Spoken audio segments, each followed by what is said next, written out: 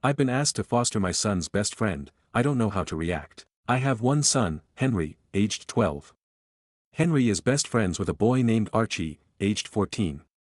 It has always been clear that Archie comes from a troubled home.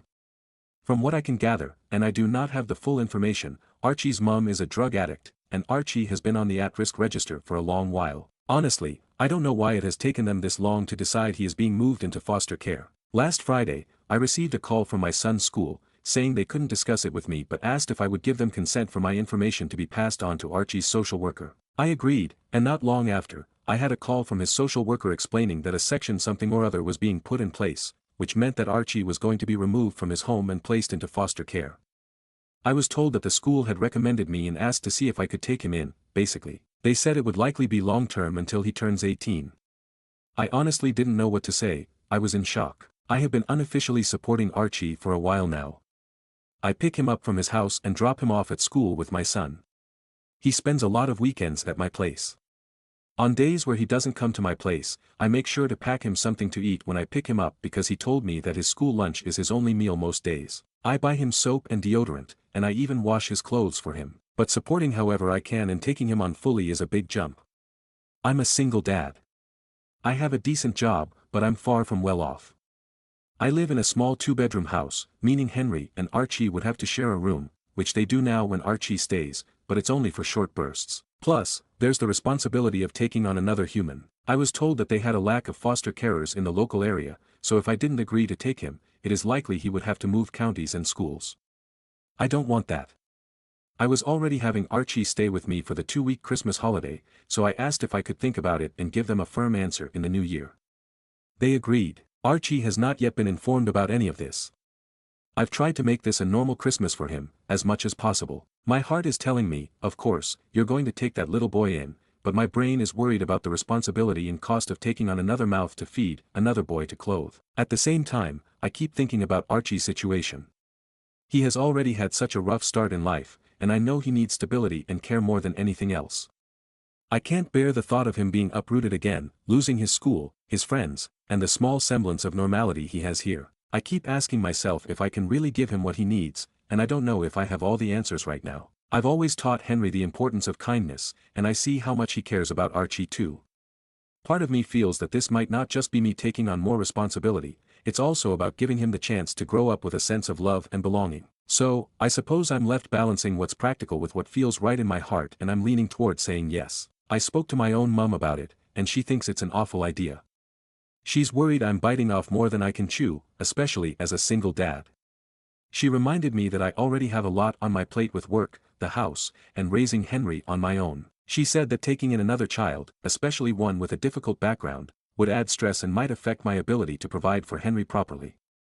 She didn't say it outright, but I could tell she's afraid this might make life harder for all of us, including Archie.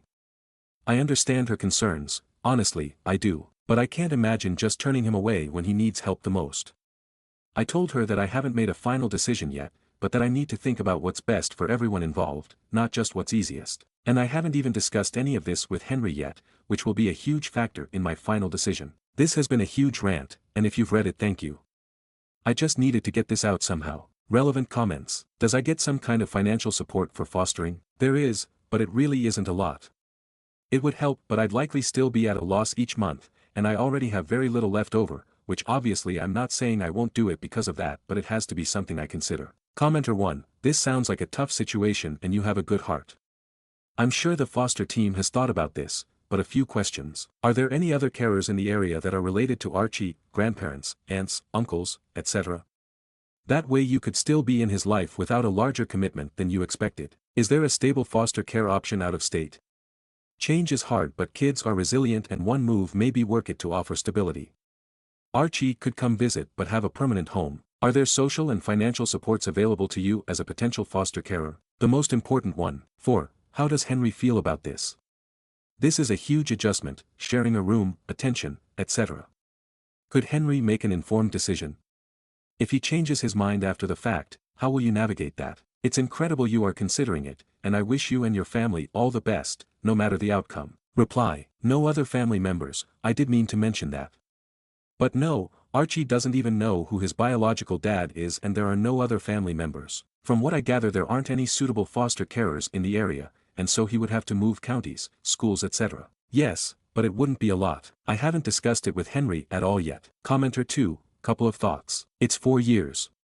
Like, obviously kids need support well beyond 18 if you can provide it, but if you can get that kid to graduate high school, you would already be a saint, and nothing more could be expected of you.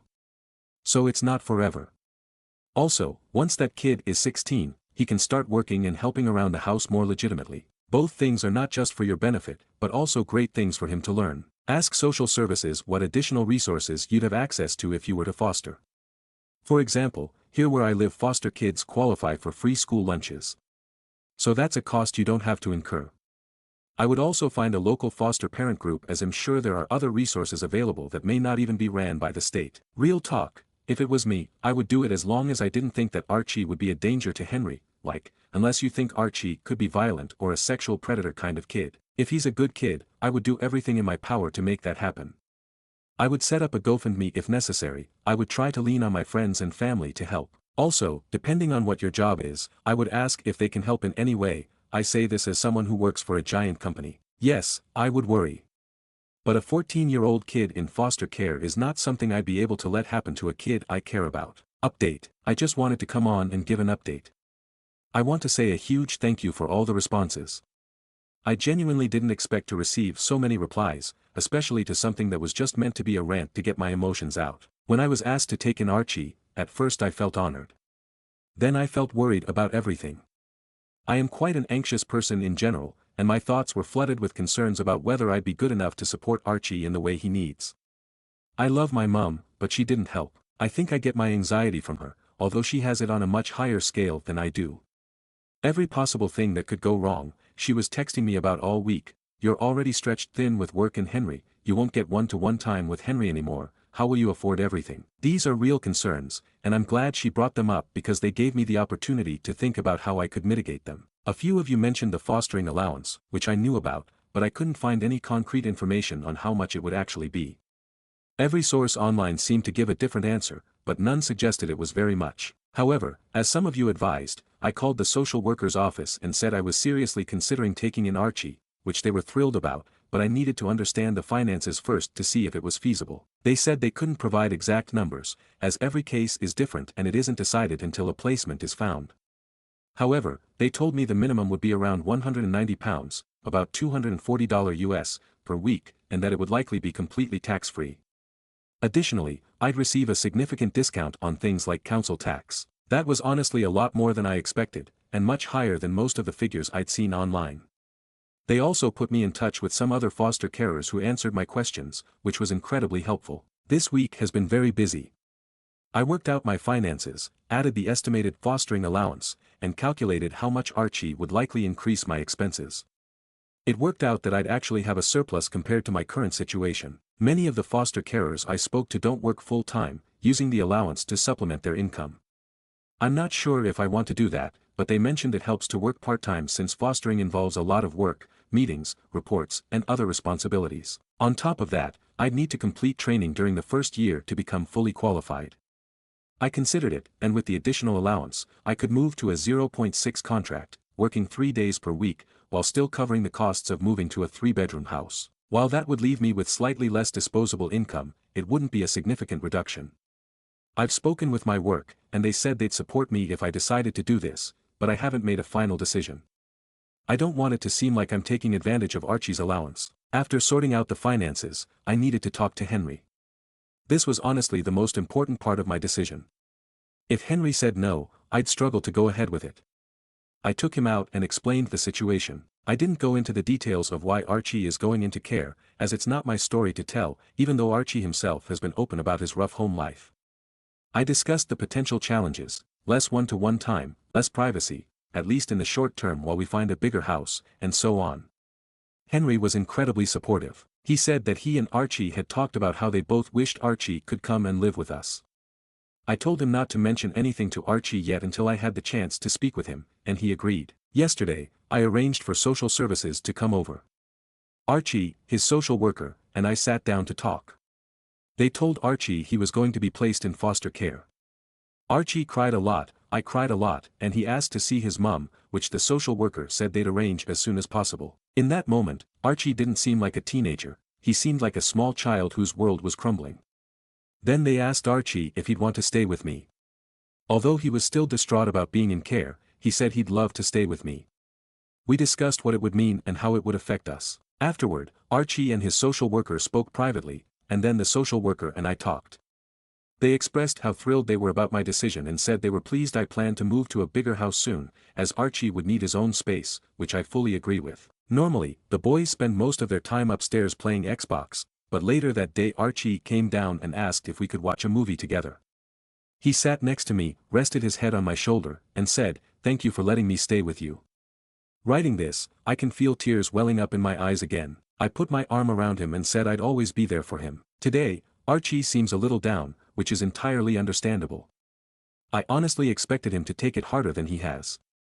To cheer him up, we're going to see the new Lion King movie, even though I hate those live-action films, but this is for Archie, and then going out to eat, letting the boys choose where. I might return in a few months to give an update on how things are going. For now, I'm just hoping everything will be okay. I know the first few months will be the hardest. Thank you everyone. Relevant comments. Commenter 1, you absolute hero. You have changed that child's life for the better, forever. Reply, I hope I do, if I get anything out of this at all I just hope I can make a difference. Commenter 2, thanks for the update, you sound like an incredible parent and you're doing something amazing. You are really an inspiration as a father and a man, it feels like I could learn a lot from you. Please do give another update, wishing your family all the best, a happy new year, and a wonderful 2025. Stories number 2. Aita for canceling a reservation my sister made for 12 people at an expensive steakhouse, expecting my vegetarian wife and me to pay for everyone. So, here's the story. My sister, 34F, made a reservation at a fancy Brazilian steakhouse for 12 people. It was for a family gathering, and she specifically invited my wife, 40F, and me, along with our kids.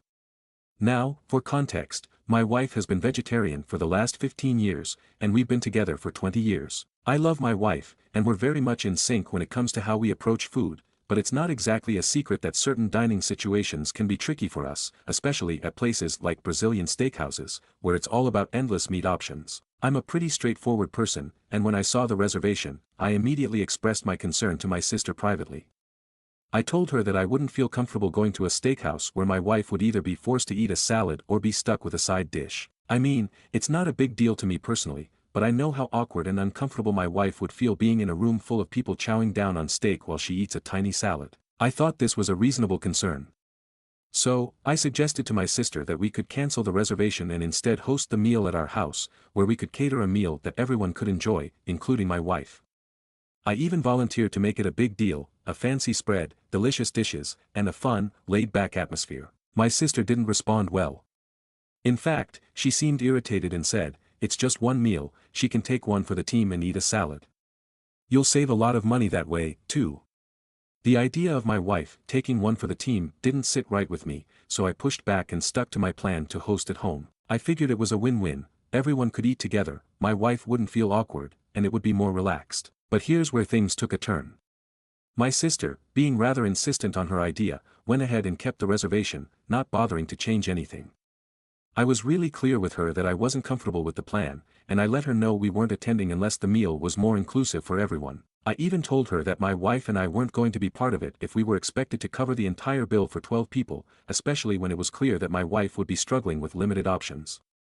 She didn't take it well and ended up accusing me of being difficult. She said I was throwing a tantrum over something so trivial. Then, on the day of the dinner, my sister went ahead with the reservation, and everything went down the way I feared. When I didn't show up with my wife and kids, my sister texted me, demanding an explanation. I told her again that I wasn't comfortable with the expectation that my wife would be forced to eat a salad, and I wasn't okay with covering the entire bill for 12 people when we were the ones being excluded from the meal. I said that I'd rather spend that money hosting everyone at home, where we could all eat together. She didn't take kindly to that, and when I didn't show up, she threw a tantrum at the restaurant and stormed out with her family of 7, calling me cheap and selfish. She told me I was being an asshole for canceling the reservation last minute and said that my wife should have just sucked it up for one night. Now, I feel really conflicted. I know my sister was looking forward to the dinner, but at the same time, I don't feel like I should be expected to pay for a meal that doesn't even accommodate my wife. It's frustrating to me that, in her mind, the issue was money, not the fact that my wife would be excluded from a meal that should have been about family, not just the steak. But at the same time, I understand that my actions probably upset her, and I feel bad for causing drama during what was meant to be a family gathering. So, AITA for canceling the reservation and trying to host the meal at home instead. Edit. After reading some of the responses, I realized I should clarify a few things. I've always been happy to contribute to family dinners, and I've never had an issue paying for group meals. My problem isn't the cost, it's that I wasn't willing to support an event that would have made my wife feel uncomfortable. I love my sister, but I honestly thought we could work something out without making a big fuss. I didn't mean to ruin things, but I felt strongly about making sure my wife wasn't excluded. Many of you mentioned how this situation would have been handled differently if it were a more inclusive environment, and I agree.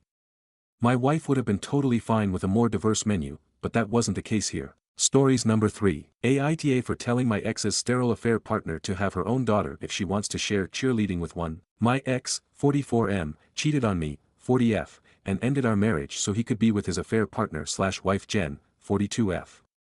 This happened several years ago when our kids were very young. My ex gets our kids 6 days a month. He works out of state frequently, so this was the most consistent schedule where our kids would be with a parent, me or ex, instead of being left with a babysitter or his wife. According to my ex and Jen, she is sterile and can never have kids. I never asked, but they offered this up in hopes I would share the kids with her more and encourage them to embrace Jen as their second mom. I have not done this, and I have told them we are not friends and they are not to expect favors from me after going behind my back and doing what they did. Jen was someone I knew before learning the truth. She was dating someone in my ex's friend circle and made a point to get to know me. I found out why after. She was expecting us being friends would help me not to hate her afterward. I bring all this up because of what's currently going on. Jen was a big cheerleader in her youth and volunteers with local cheer groups. She wants my daughter, 10, to get involved in cheer. My daughter told me about it the other week because Jen was trying to make her go and my ex was backing Jen on it. She told me she didn't want to and she needed my help. All the kids are aware of the fact stuff like that has to be agreed on by both me and their dad. I reached out and told my ex our daughter will not be put into cheer against her will and that he needs to stop pressuring her to join. He didn't respond back the way he's supposed to, through app, so I noted his reply on the app and got a lot of cussing back. Jen tried to call me but I didn't answer. She approached me a few days later while we were in the same store and she told me I can't keep punishing her by depriving her of my children. She said she's been in their lives since they were little and she has every right to bond with them and share stuff with them like that. I told her she does not get to force my kids into stuff like that against their will. I walked away and she followed me around for a bit and told me how it was her dream to share cheer with a daughter and all the crap that I don't care about. I told her she should have a daughter of her own if she wants to share it and leave mine alone. She stopped following me after that and I heard from ex a few times after saying I was cruel to say that to her when I know she can't have children. Aita. Stories number 4. Aita for not bringing my wallet to dinner with my friend to teach her a lesson. Last night, I, 28F, went to dinner with a close friend and decided to leave my wallet at home. She has a habit of forgetting hers when we go out, leaving me to foot the bill. I thought this time, if she conveniently forgot again, it might finally push her to take responsibility. I felt like I was being taken advantage of and I was completely fed up. As expected, when the check came, she patted her pockets, rummaged through her purse, and said, "Oh my God. I forgot my wallet. Where the hell is it?" It's the same song and dance every time. I simply responded, "Me too." It was really awkward. She looked at me with the most disgusted expression I have ever seen, but then I could tell she started to panic. She was upset with me for putting her on the spot, but I was frustrated by her repeated behavior. She told me I was a horrible person for publicly humiliating her. I didn't think it was fair to keep covering for her without saying anything. She was able to use Apple Pay, thankfully, and I could tell she was embarrassed. So, Aita for leaving my wallet behind to make a point? Or was it a necessary step to address an ongoing problem without confrontation? Edit. If you don't have anything polite or productive to say, then please keep scrolling. I'm autistic and have been very confused by this whole situation with this person I thought was my friend.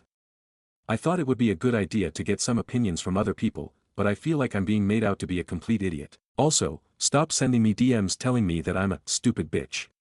For those of you that have taken the time to comment and done so in a polite manner, I thank you. Stories number 5. 2 Jehovah's Witnesses called the cops on me because I said, "In this house, we worship Satan." Alright, here's what happened today. So, I live in a neighborhood where the Jehovah's Witnesses are pretty active. I've seen them knock on doors before, but honestly, I hadn't dealt with them in a while. I'm not particularly religious, and I'm definitely not a fan of the whole proselytizing thing. But today, I was feeling a little mischievous, so I decided to mess with them. Big mistake or genius move? You be the judge. So, I'm sitting in my living room, minding my own business, when the doorbell rings. I look out the window, and I see two young Jehovah's Witnesses standing there. Now, I know how this goes. They'll try to start a conversation with me about their beliefs, and I'll end up getting an earful about how I need to be saved. But today, I wasn't in the mood for that. And, frankly, I thought they deserved a little taste of their own medicine. I opened the door and greeted them, trying to appear friendly at first. The two young kids, probably in their early 20s, smiled and introduced themselves. They told me they were from the local Kingdom Hall and asked if I had ever considered learning more about the Bible. Now, I've had these conversations before, and I know how they go. They'll use all kinds of guilt and pressure tactics to try to get me to listen. But today, instead of just shutting the door or being polite, I decided to have a little fun. I looked them both in the eye, and in my most serious tone, I said, "In this house, we worship Satan. Come in, I'll show you." It was the perfect bait, I thought. There was no way these kids would stay around after that.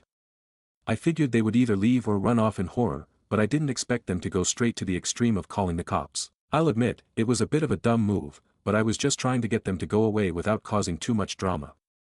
Instead, the two young Jehovah's Witnesses looked at each other, completely stunned, but then they did the unthinkable. They turned around and left, but not before muttering some things under their breath about spiritual dangers and how they couldn't condone this. I thought that would be the end of it, but about 15 minutes later, I hear sirens approaching. I peek out my window, and sure enough, a cop car pulls up to my driveway. Great. What a fucking mess. I went outside, trying to figure out what was going on. The officer, thankfully, wasn't some overly intense, paint-huffing lunatic. He seemed to be pretty calm. He walked up to me and said, "Hey, we got a call about some suspicious activity in the area. A couple of young people are really upset, claiming you said something about worshipping Satan." I paused for a second, trying to figure out if this was a joke. But nope, the cop looked serious, and I could tell he was just trying to do his job. So, I shrugged and said, "Well, yeah, I might have said that. But honestly, it was just a joke to get them to leave. I didn't think they'd call the cops over it." The officer looked a little skeptical but nodded. "Look, I understand you're just trying to have some fun, but I can't just ignore a call. The people who called were pretty upset, and this could get out of hand quickly. I don't think you're a threat, but just be mindful of how you handle situations like this." At this point, I was trying not to laugh. I mean, come on. Calling the cops over me joking around about Satan? I get that they might have been offended, but it seemed way over the top. Thankfully, the cop wasn't interested in making a big deal out of it. He just gave me a polite warning and said, "Keep it cool next time. This isn't the kind of thing we want escalating." As he was about to leave, I couldn't help but notice the two Jehovah's Witnesses standing at the sidewalk, watching us. They were looking at me like I had just committed some unforgivable sin, shaking their heads. It was clear they didn't know what to do with me, but from the look on their faces, they were convinced that I was a lost cause. The officer gave them a glance, and they quickly turned away, heading off down the street. The cop drove off, and I went back inside, still kind of stunned by the whole ordeal. I didn't expect things to go this far, but at least I had a little fun messing with them. They didn't seem to think it was funny at all, and honestly, I don't think they'll be coming back to my house anytime soon. In the end, I guess the joke was on them, even though it led to an awkward interaction with the police. I definitely won't be using that line again. But hey, if nothing else, I've given them something to talk about in their Kingdom Hall. Let's just hope they learn their lesson and don't knock on my door again. I mean, who would want to knock on a Satan worshipper's door, right? Stories number 6. Dad, 62M, won't spend Christmas with Bil, 28M, and Mum, 60F, is blaming my wife, 36F. As I have work colleagues on my main that I don't want to know about my family drama, and spelling will be rubbish as I'm fuming right now. Obligatory all names have been changed. So, for the backstory, I 36F and married to the love of my life 36FK. We met when we were 17, she was out and proud whilst I was still in the closet, so we didn't start dating until I came out at 21. We got married in 2019 and have an adopted 4-year-old son Jack. This comes in relevant in a minute. My sister 27F Sarah, has a long-term boyfriend 28M Steve who the family cannot stand. They've been together for 8 years and the whole family has hated him from the first time we met him. He is rude, obnoxious, arrogant and all in all a crappy human being. He's also someone that likes to claim that he is just honest, but if someone is honest back to him he flips out and sulks like a toddler. In fact my toddler is better behaved than him. He isn't abusive to Sarah and doesn't direct these comments towards her, it's just the rest of us. He's actually a good partner to her and treats her well, which is his one redeeming quality. My dad and Kay hate him the most and will do anything to avoid him at family gatherings. Kay usually just ignores him and brushes off anything he says to her as she doesn't like conflict. However, there have been a few occasions that she has said something back, but it's usually said in a joking manner which amuses my dad to no end. My mom is a peacekeeper and will do anything to avoid drama, so she just changes the topic whenever he starts, but she and my grandparents all hate him just as much as the rest of us. Sarah is the only one that obviously doesn't hate him. Our son's birth mother Tess was Kay's best friend, who sadly died in 2021. This was a real shock as she had an underlying heart condition that she didn't know about and simply went to sleep one night and never woke up. Jack had been left alone in his cot all day screaming for his mum before Kay got worried that Tess wasn't answering her texts and went to their house to see if she was okay. She found Jack in his cot and Tess in her bed. We adopted Jack as no one in Tessa's family was in a position to take him in. We raise him as our own, but he knows who Tess is. Obviously this is a very sensitive topic for Kay as it was so traumatic for her and Jack. Now, on to what happened last weekend. It was the anniversary of Tessa's death on Saturday, so Kay, Jack and I went to visit her grave. Kay is always quiet after going to see her and this time of year is especially hard for her. On Sunday we had a family gatherings at my parents' house. These happen every couple of months as just a catch-up for everyone. At first nothing was out of the ordinary. Kay and my dad were off to the side talking as usual, only I could see that Kay was obviously struggling, so my dad and her went for a walk so she could clear her head. This is something they have done before, so nothing too unusual. However, Steve had an issue with this and asked why they had left and why he wasn't invited to walk with them. I explained that about Tess and Kay just needed a minute. This wasn't good enough for Steve though, and he said she should have gotten over it by now. At this my granddad, who is naturally a very quiet guy, said that his best friend had died over 20 years ago and he still had days where he missed him so much it hurt. You don't just get over something like that. Steve shut at that. Kay and my dad got back and she was in a much better mood. We all sat down at the table for our late lunch and started chatting. Everything was fine at first until Steve started trying to butt into Kay's conversation with my granddad. When it was obvious that they weren't going to include him, he very loudly stated, "This is bullshit, she's getting all the attention of everyone because her friend died 3 fucking years ago. Get over it for fuck's sake, we're all sick of hearing about it." The whole table went silent and I took one look at Kay and knew she was about to go off on Steve. Only it didn't happen the way I thought. Rather than exploding at him, she looked at him very calmly and said that her and granddad weren't talking about Tess, they were making plans to take him to the Christmas markets, but if you want to be a dick then no problem. She then went on to say to him that everyone in the family hates him because he's a toxic, narcissistic fuckwad. That whenever he can't come to a family gathering the whole family is much happier. That there is a reason he has no friends and that his own family can't stand to be around him. That reason is that he's rotten from the inside out and that Tess may have only been on this planet for 32 years, but she made a bigger impact on people than he would if he lived until he was 150. That her funeral was rammed with people because she was so loved, whereas he'd be lucky if anyone other than Sarah was at his. After that she got up and went to the back garden and I followed her. A few minutes later my dad came out and said that he'd told Sarah and Steve to leave. We went back inside and Kay apologized to everyone and said she should have just kept her mouth shut. Everyone other than my mum told her what she had done was right and it was about time someone told him.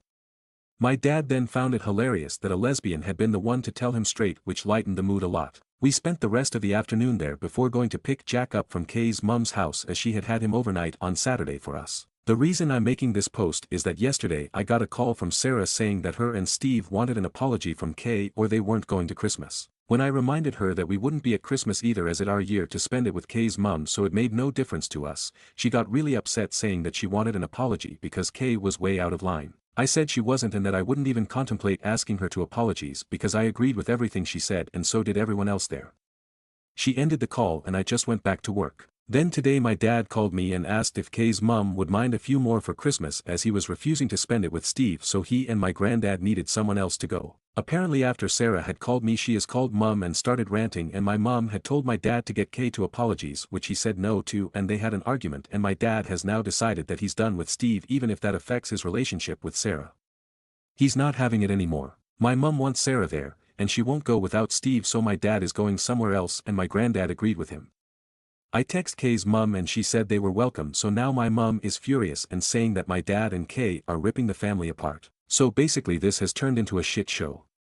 Kay has said she will apologize if I want her to, just to keep the peace, but I've told her no way. Everything she said was true. I just don't know where to go from here, and the people in my life all hate Steve that much that Kay could have physically attacked him and they would all still think she is in the right. So, that's why I'm asking internet strangers who might have had to deal with difficult family members, what can we do to get into a place where we can be around each other amicably? I'm struggling to see a way right now. Wow, didn't realize how long this got until I went to post it.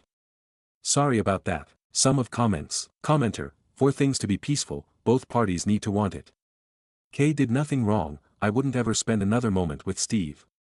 I would let Sarah know I love her and will see her anytime, anywhere, but I'll never see Steve again. If you have one guest that basically wants to shit on the holiday table, there is no path forward with them. Reply, if it was just Sarah upset, then I wouldn't care, but it's my mum. She tries so hard to keep the whole family together, and she is devastated by what's going on.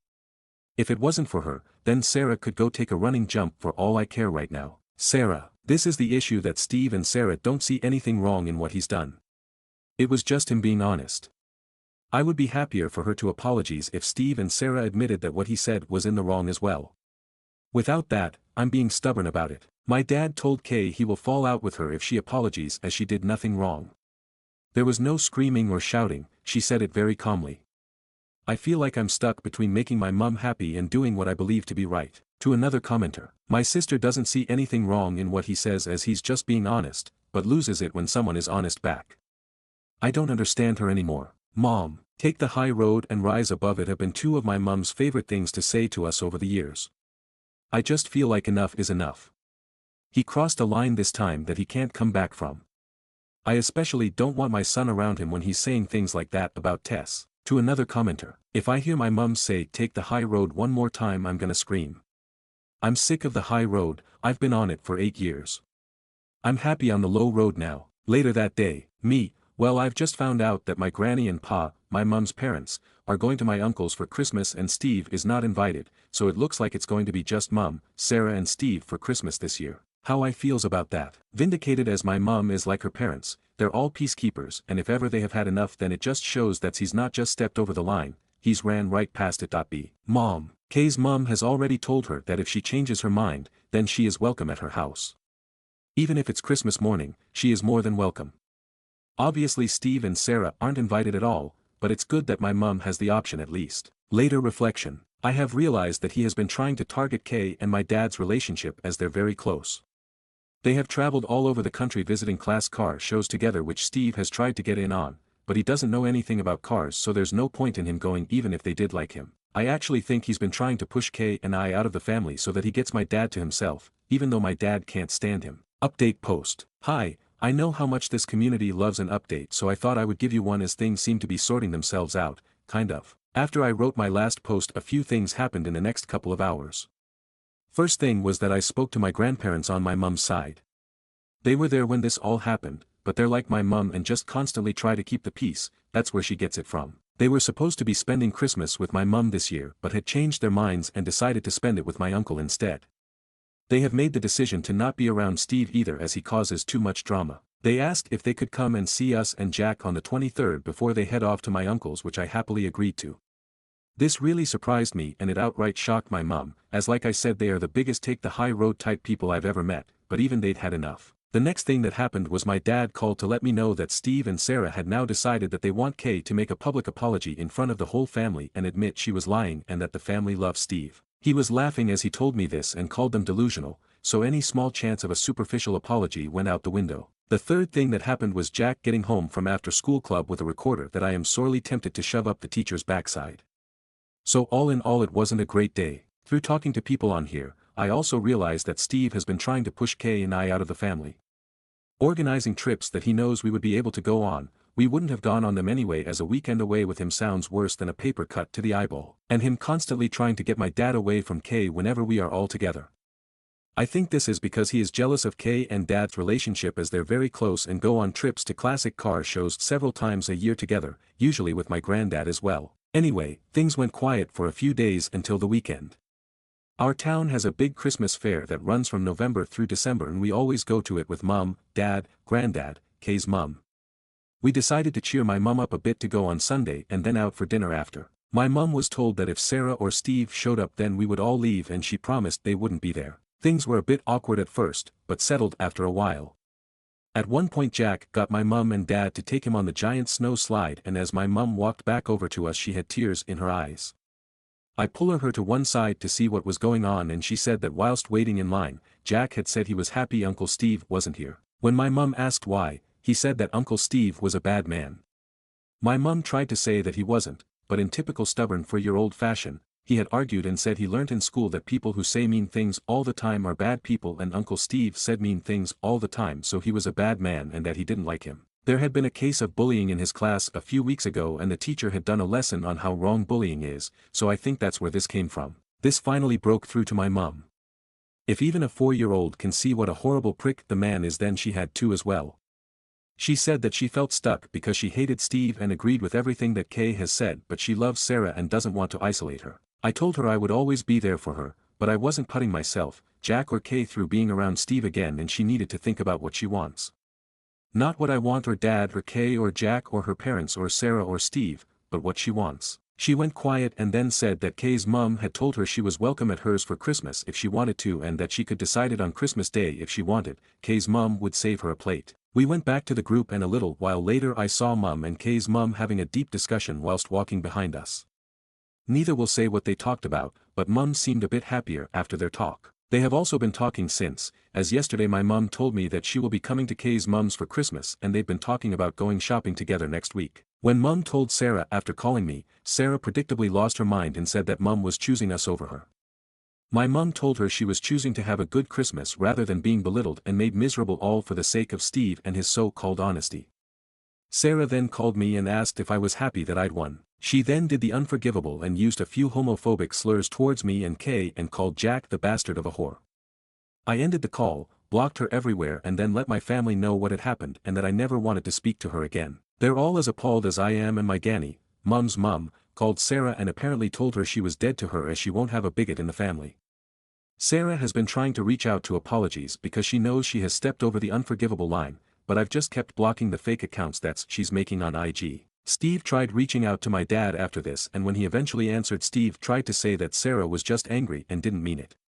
According to Mum, Dad ended up giving him a verbal lashing and told him that he was the worst thing that had ever happened to Sarah and our family. My dad has told Sarah he is disgusted with her, but will be there for her if she leaves Steve. Until then good luck.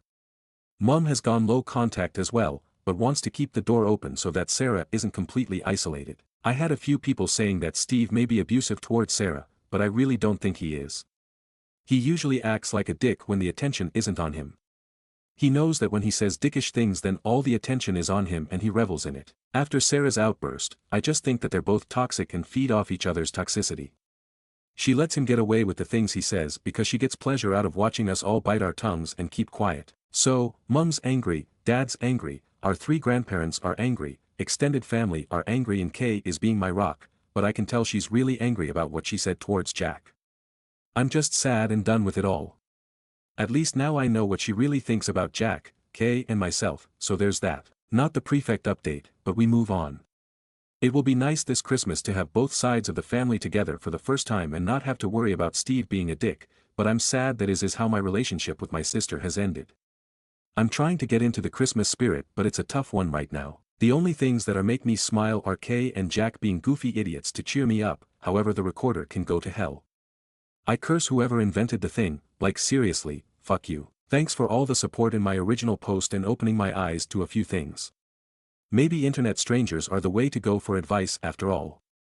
Hope you all have a good Christmas/holidays. Sum of comments. Commenter 1, I don't think the dickish Bill and Sarah saga had concluded. I'm glad you'll have a peaceful Christmas in theory.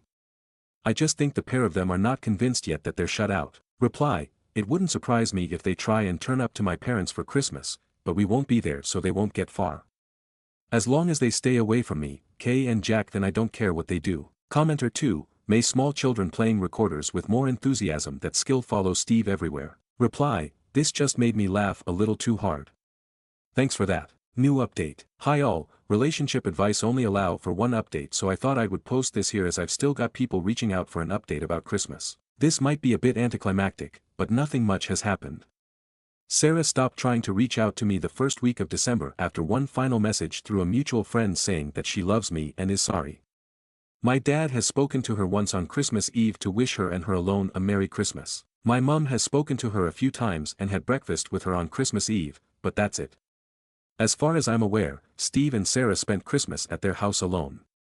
I do know they went to party on Boxing Day with one of Sarah's friends and Steve was on his best behavior according to someone I know who was there. Maybe he's learning, who knows. I did have a few people asking about why Steve and his family don't speak, and after talking to my dad I found out that Steve said something to his brother's wife at a family gathering, that led to his brother and him having a huge argument that turned physical. After that Steve's brother refused to have him around himself, his wife or his kids, so Steve's mum and dad told he wasn't welcome to family events anymore and they went very low contact with him. He apparently gets a phone call on his birthday and Christmas, but that's about it. My dad was told this by Sarah, who was there when it happened. As per usual she tried to downplay the whole thing and say that Steve's family were overreacting. Sounds oddly familiar. We spent Christmas at Kay's mum's house and my mum, dad, and granddad all came as well. My mum and Kay's mum haven't ever really spent a lot of time together, but they have been recently and they've become good friends, meeting up for lunch and going shopping together a few times. It's a bit of an odd pairing as my mum is very straight-laced and Kay's mum was a punk when she was younger and now is really into Wicca and natural healing. Seeing my mum dressed in her Sunday best and Kay's mum in her Sex Pistols hoodie is an odd sight, but they get along great, so that's nice. Christmas overall was good, nothing special, just relaxing. Without Steve being around, there was no need to be on edge. Jack was very spoilt and loved every second of it. I'll be honest and say I miss my sister a lot and part of me really wanted to call her on Christmas Day, but I know I can't have her in my life right now. That's about it really, all very boring. I still want to launch Jack's recorder into the sun, but he loves it and his rendition of London's Burning is improving.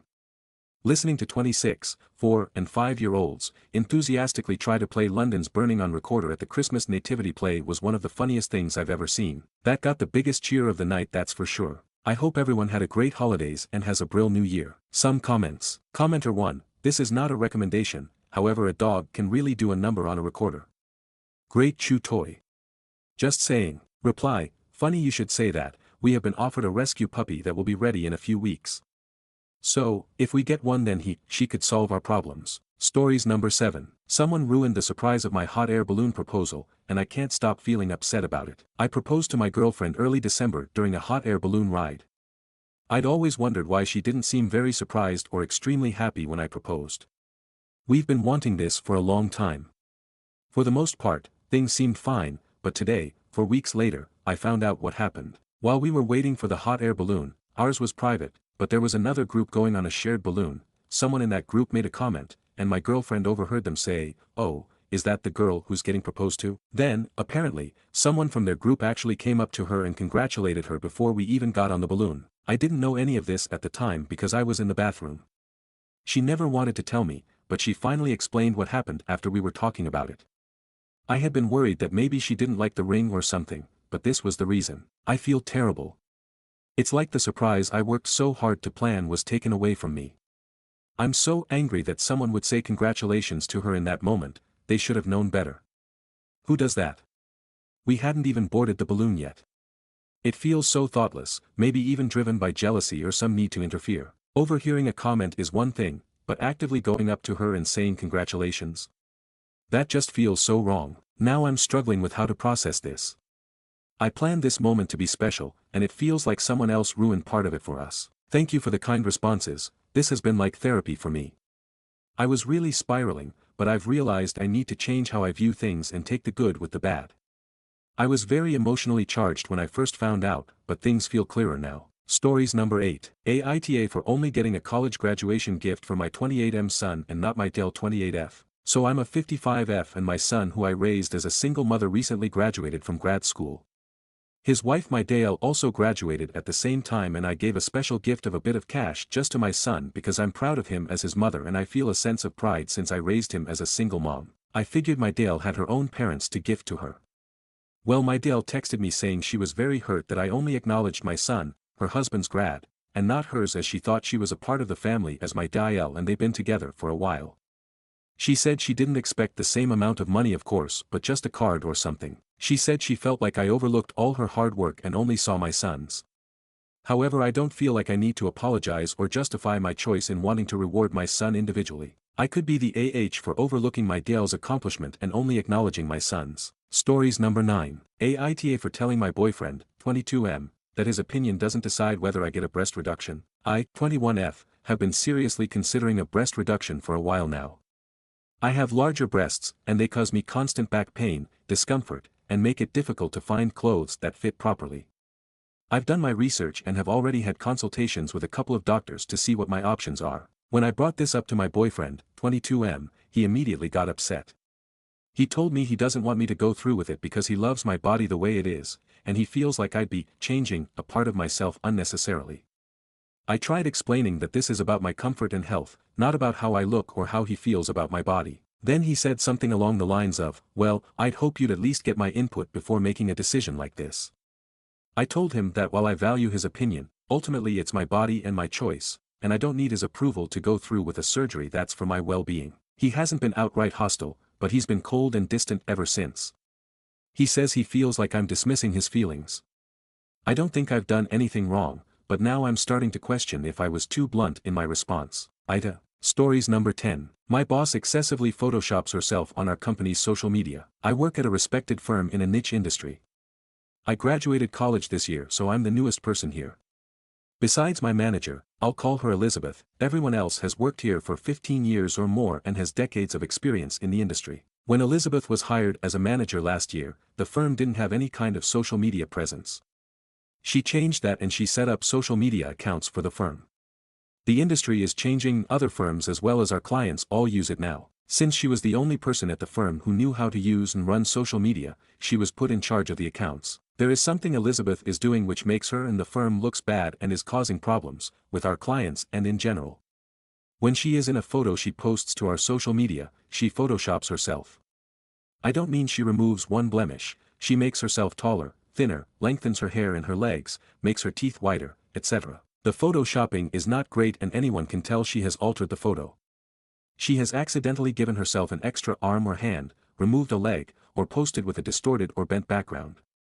Sometimes the changes to her nose, eye color, or chest size make her look like a different person. When the photo is taken at a conference or client event, Elizabeth will look completely different in photos taken and posted by others at the event versus the ones she posts herself. If she is posing with a group and several people take photos of them, in the one Elizabeth posts she will be the tallest instead of the shortest, 50 to 75 pounds lighter, and her face will be filtered.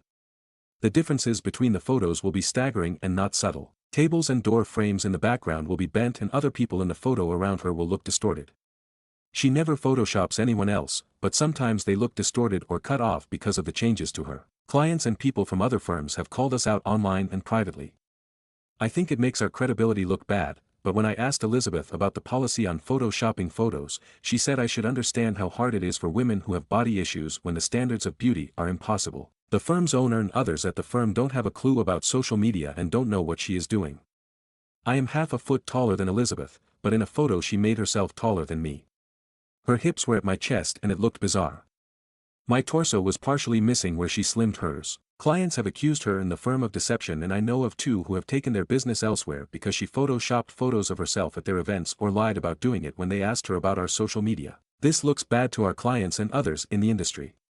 How do I make the firm's owner and higher-ups aware of this? Elizabeth is my manager and got angry when I asked her about it. She has been here longer and knows them better. This firm is well known and respected and we are losing credibility and business because of her. Update. I don't know what or how it happened, but someone who doesn't work here did tell someone higher up. Elizabeth got fired. So did a higher up who was friends with her. Apparently he knew about the complaints and didn't alert anyone else. The owner is furious. No one knows I knew anything since I didn't handle the social media and I plan to keep it that way because of how furious the owner and other higher-ups are. A separate, qualified social media person/marketing person was brought on and the firm's social media has been revamped and apologies issued by the firm so the problem is solved. To answer some questions commenters asked, Elizabeth was manager of client relations and I was her only report. She wasn't the only one from the firm who went to events, and she wasn't the main or only one appearing on our social media. Other men and women from the firm appeared on it in equal measure, and it's not like Elizabeth was close to being in every single photo. We do have long-time clients, but our contracts are single-purpose and not ongoing. It's like if a couple hires an event planner for their wedding. After their wedding they may never hire the event planner again, or they hire them again for a birthday or a party. This industry is the same. A few not giving us new business wouldn't have raised alarms, especially since none were long-term clients. I knew why clients left and what Elizabeth had said to them, since they complained to clients' relations, where I work. All the clients that did complain were not happy about other people at their events getting distorted in the photos and Elizabeth blatantly lying, saying the photos weren't altered. One more update in the comments. I'm the one who wrote into Allison about my boss photoshopping herself. Shortly after I sent in my update, the owner somehow figured or found out I knew about the complaints and what Elizabeth was doing, and I was also fired for not telling anyone. On the upside, I have had 3 job interviews in last week and a half, and I have a phone interview tomorrow. I wouldn't have gotten them without the help of this site, and I'm hoping to get an offer soon. Happy New Year to Allison and all who read here. Stories number 11. Aita for child locking my aunt, and then leaving her at a gas station. My 16F aunt, 33F, lives with my family. She has me drive her around, and refuses to sit in the front passenger seat because she wants to act like it's a taxi/chauffeur situation, which is shitty of her, but I haven't said anything. The other day we were driving through a restaurant drive-through, and it was packed. The parking lot was full. My aunt got out of the car while we were in the drive-through, and I asked what the fuck she was doing. She told me she was getting claustrophobic, and I told her to stay in the car so she doesn't get hit by another car. My reasoning for saying this is she wanted to walk close to the actual road to smoke, where traffic's busy. You know, normal road. She ignored me and got out anyway, so when I pulled up to the drive-through window, I got out and put child lock on the back doors. I did this because my aunt has done this several times before, has almost gotten hit when she does it, and once had her foot run over by a car because she does it, which, BTW, she blamed on me even though another car ran over her foot. I got our food, my aunt gets back in, we get on the main road, it's a traffic jam. My aunt tries getting out of the car again, and finds that she's child locked. She starts screaming and cussing at me, calling me a little motherfucker and screaming at me to let her out. So when we could pull over again, I pulled over, let her out, and told her she could call someone else for a ride home. I left her at a gas station. I got home and my parents asked where my aunt was. I explained what happened. My mom told me I was in the right, and my dad flipped his shit. He told me to go out and pick her back up, and I told him to pick her up himself, because I'm done driving her around because she acts like a toddler. He decided it was appropriate to call me a spoiled bitch before leaving to pick her up. Aita for child locking my aunt, and then leaving her at a gas station. Info, the traffic jam, I mentioned, one lane stopped, while the one right next to it kept moving. People were actively moving and getting into the lane that wasn't stopped. Also, no, my aunt doesn't have a mental disability. She's just been spoiled by her parents and my dad. And yes, she is my dad's sister. Also, my dad made a deal with me to get the car. I saved up $2,000 as a down payment for the car, and he'd make monthly payments of $200 to the guy we bought the car from. Or so he tells me. At this point in time, I have paid more for the car than he has, as I've only had it for 4 months. And yes, I work, or rather worked. I got laid off back when everything shut down. Second edit for info, I didn't leave her stranded. She had her phone, and if she chose not to call someone, that's on her. Also, you know how some people go really fast in a residential neighborhood? Apply that to the restaurant's parking lot. People get really mad/fast in Chick-fil-A parking lots for some reason. Also, again I'm in America. We get our licenses at 16, and I'm almost 17. And yes, I pay for my own gas to drive dear auntie around. My dad, the one who called me a spoiled bitch, raised me not to expect anything to just be handed to me. If I were out of gas on a back road, he would leave me there and tell me to figure it out. This is from experience. Verdict, not the asshole. Relevant comments. Commenter 1. YTAWTF is wrong with you? If you are fine driving off without her, what was the fucking point of locking her in? Reply. I locked her in because I didn't think she'd start screeching like a banshee on a main road, and I didn't want to get pulled over by a cop with her screaming in the back seat. Seems like a pretty bad situation to try and explain to a police officer. Commenter 2. Please tell me you got your way, OP, and your punk-ass dad didn't ruin your life for standing up to his deranged sister and his tyrant ass. Reply. He took the car keys from me, and told me I'm not getting them back for a while, though I don't know if that counts as ruining my life. Commenter 3. Wait, why doesn't she drive herself? Reply. She doesn't have a license and refuses to get one. Top comment. Commenter 1. NTA. Who gets out of the car in the middle of a traffic jam? Don't drive her anymore. If she wants a chauffeur, she can hire one. So, update I guess. This is way overdue I think, and I'm not sure if anyone will see it, but I do want to kind of talk about what happened. So, not long after the original post, my mom and dad split. Mom took me, dad stayed in the house with my aunt. Mom and I moved halfway across the country, and we have an apartment now. Mom and dad are in the process of getting divorced, and it's surprisingly civil. He also put my car in mom's name, and I have it again. Found out something. My aunt was apparently diagnosed as a narcissist, though I'm not sure if that counts as a mental disorder. More about my aunt and my dad.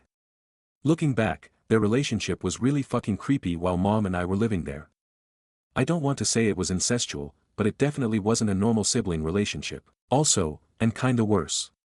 My aunt got caught stalking my mom and I before we moved to where we are now, and she even threatened to kill my mom several times over the phone and through mail. Aunt, was doing it pretty frequently a while back, but now she's only doing it semi-frequently. I think my mom's trying to get a restraining order against my aunt. It's a little difficult right now, but mom and I are doing okay. She's going to put me into therapy soon, because I've been taking a lot of this really hard. Mom thinks I have anxiety, and she just wants to make sure I'm really okay. Stories number 12. I want to ask the wife of my ex-wife's affair partner out. But I am not sure. My ex-wife cheated on me with her colleague. When I found out, she begged me to forgive her and give it a try. We started therapy. We have a daughter, so I didn't want to leave immediately. We went out for dinner and her affair partner was there with his wife. He got scared that we would make a scene, so while his wife was outside he ran to us to say that his wife didn't know. I asked, "Is that your wife?" When he said yes, I laughed and asked him if he was mental to cheat on someone like her. The wife is literally drop dead gorgeous. My wife became furious and she yelled all the way home about what I meant. I told her I said what I said. Only a sick bastard would cheat on that lady. My ex-wife asked for divorce by then, and she ended up telling the other woman. She contacted me a few weeks ago. She left her husband. She probably wanted to know if I was oblivious.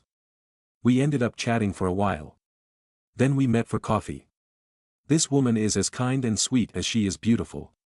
My head is full of her. Is it wrong to try my luck, or does it seem weird?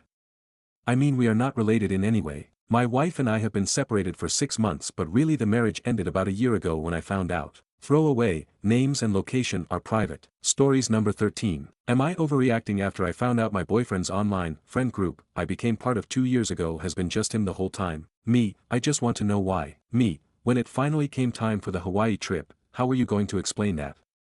What were you thinking? BF, you know something I've noticed about you? BF, you can never just be calm, and there always has to be an issue.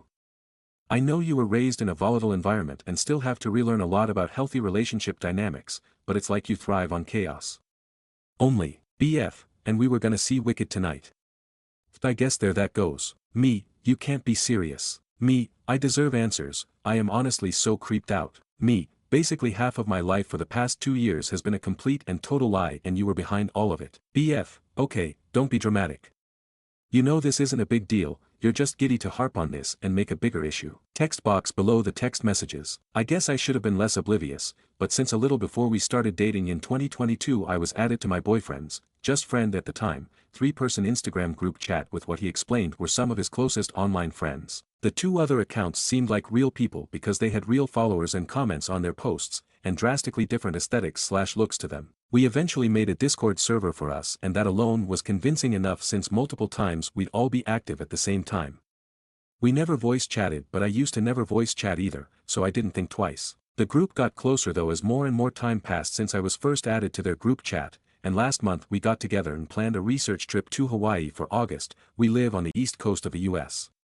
Like we booked everything. So imagine my surprise when I'm over at his house tonight and his computer is open and I just want to log into my Google Docs when I accidentally stumble across first of all, follower bot sites, and also him logged in and chatting with me as one of the individuals I thought I had become close with, and just got this sinking feeling. I didn't jump to the idea that they could be fake either. I was like, maybe he just has their logins since they're all so close and is way too interested in their messages, but then I noticed their only chats were the group chats and the server. And the real kicker was the email address it was signed up under was his backup email with his full name. I quite literally snooped until he got out of the shower and caught me, which I'm not saying was right of me, but I couldn't help myself. During my snooping I gradually became devastatingly confident that he wasn't behind just one but both accounts. I've never seen his face so red, and he just absolutely panicked and started shouting at me to get out of his business.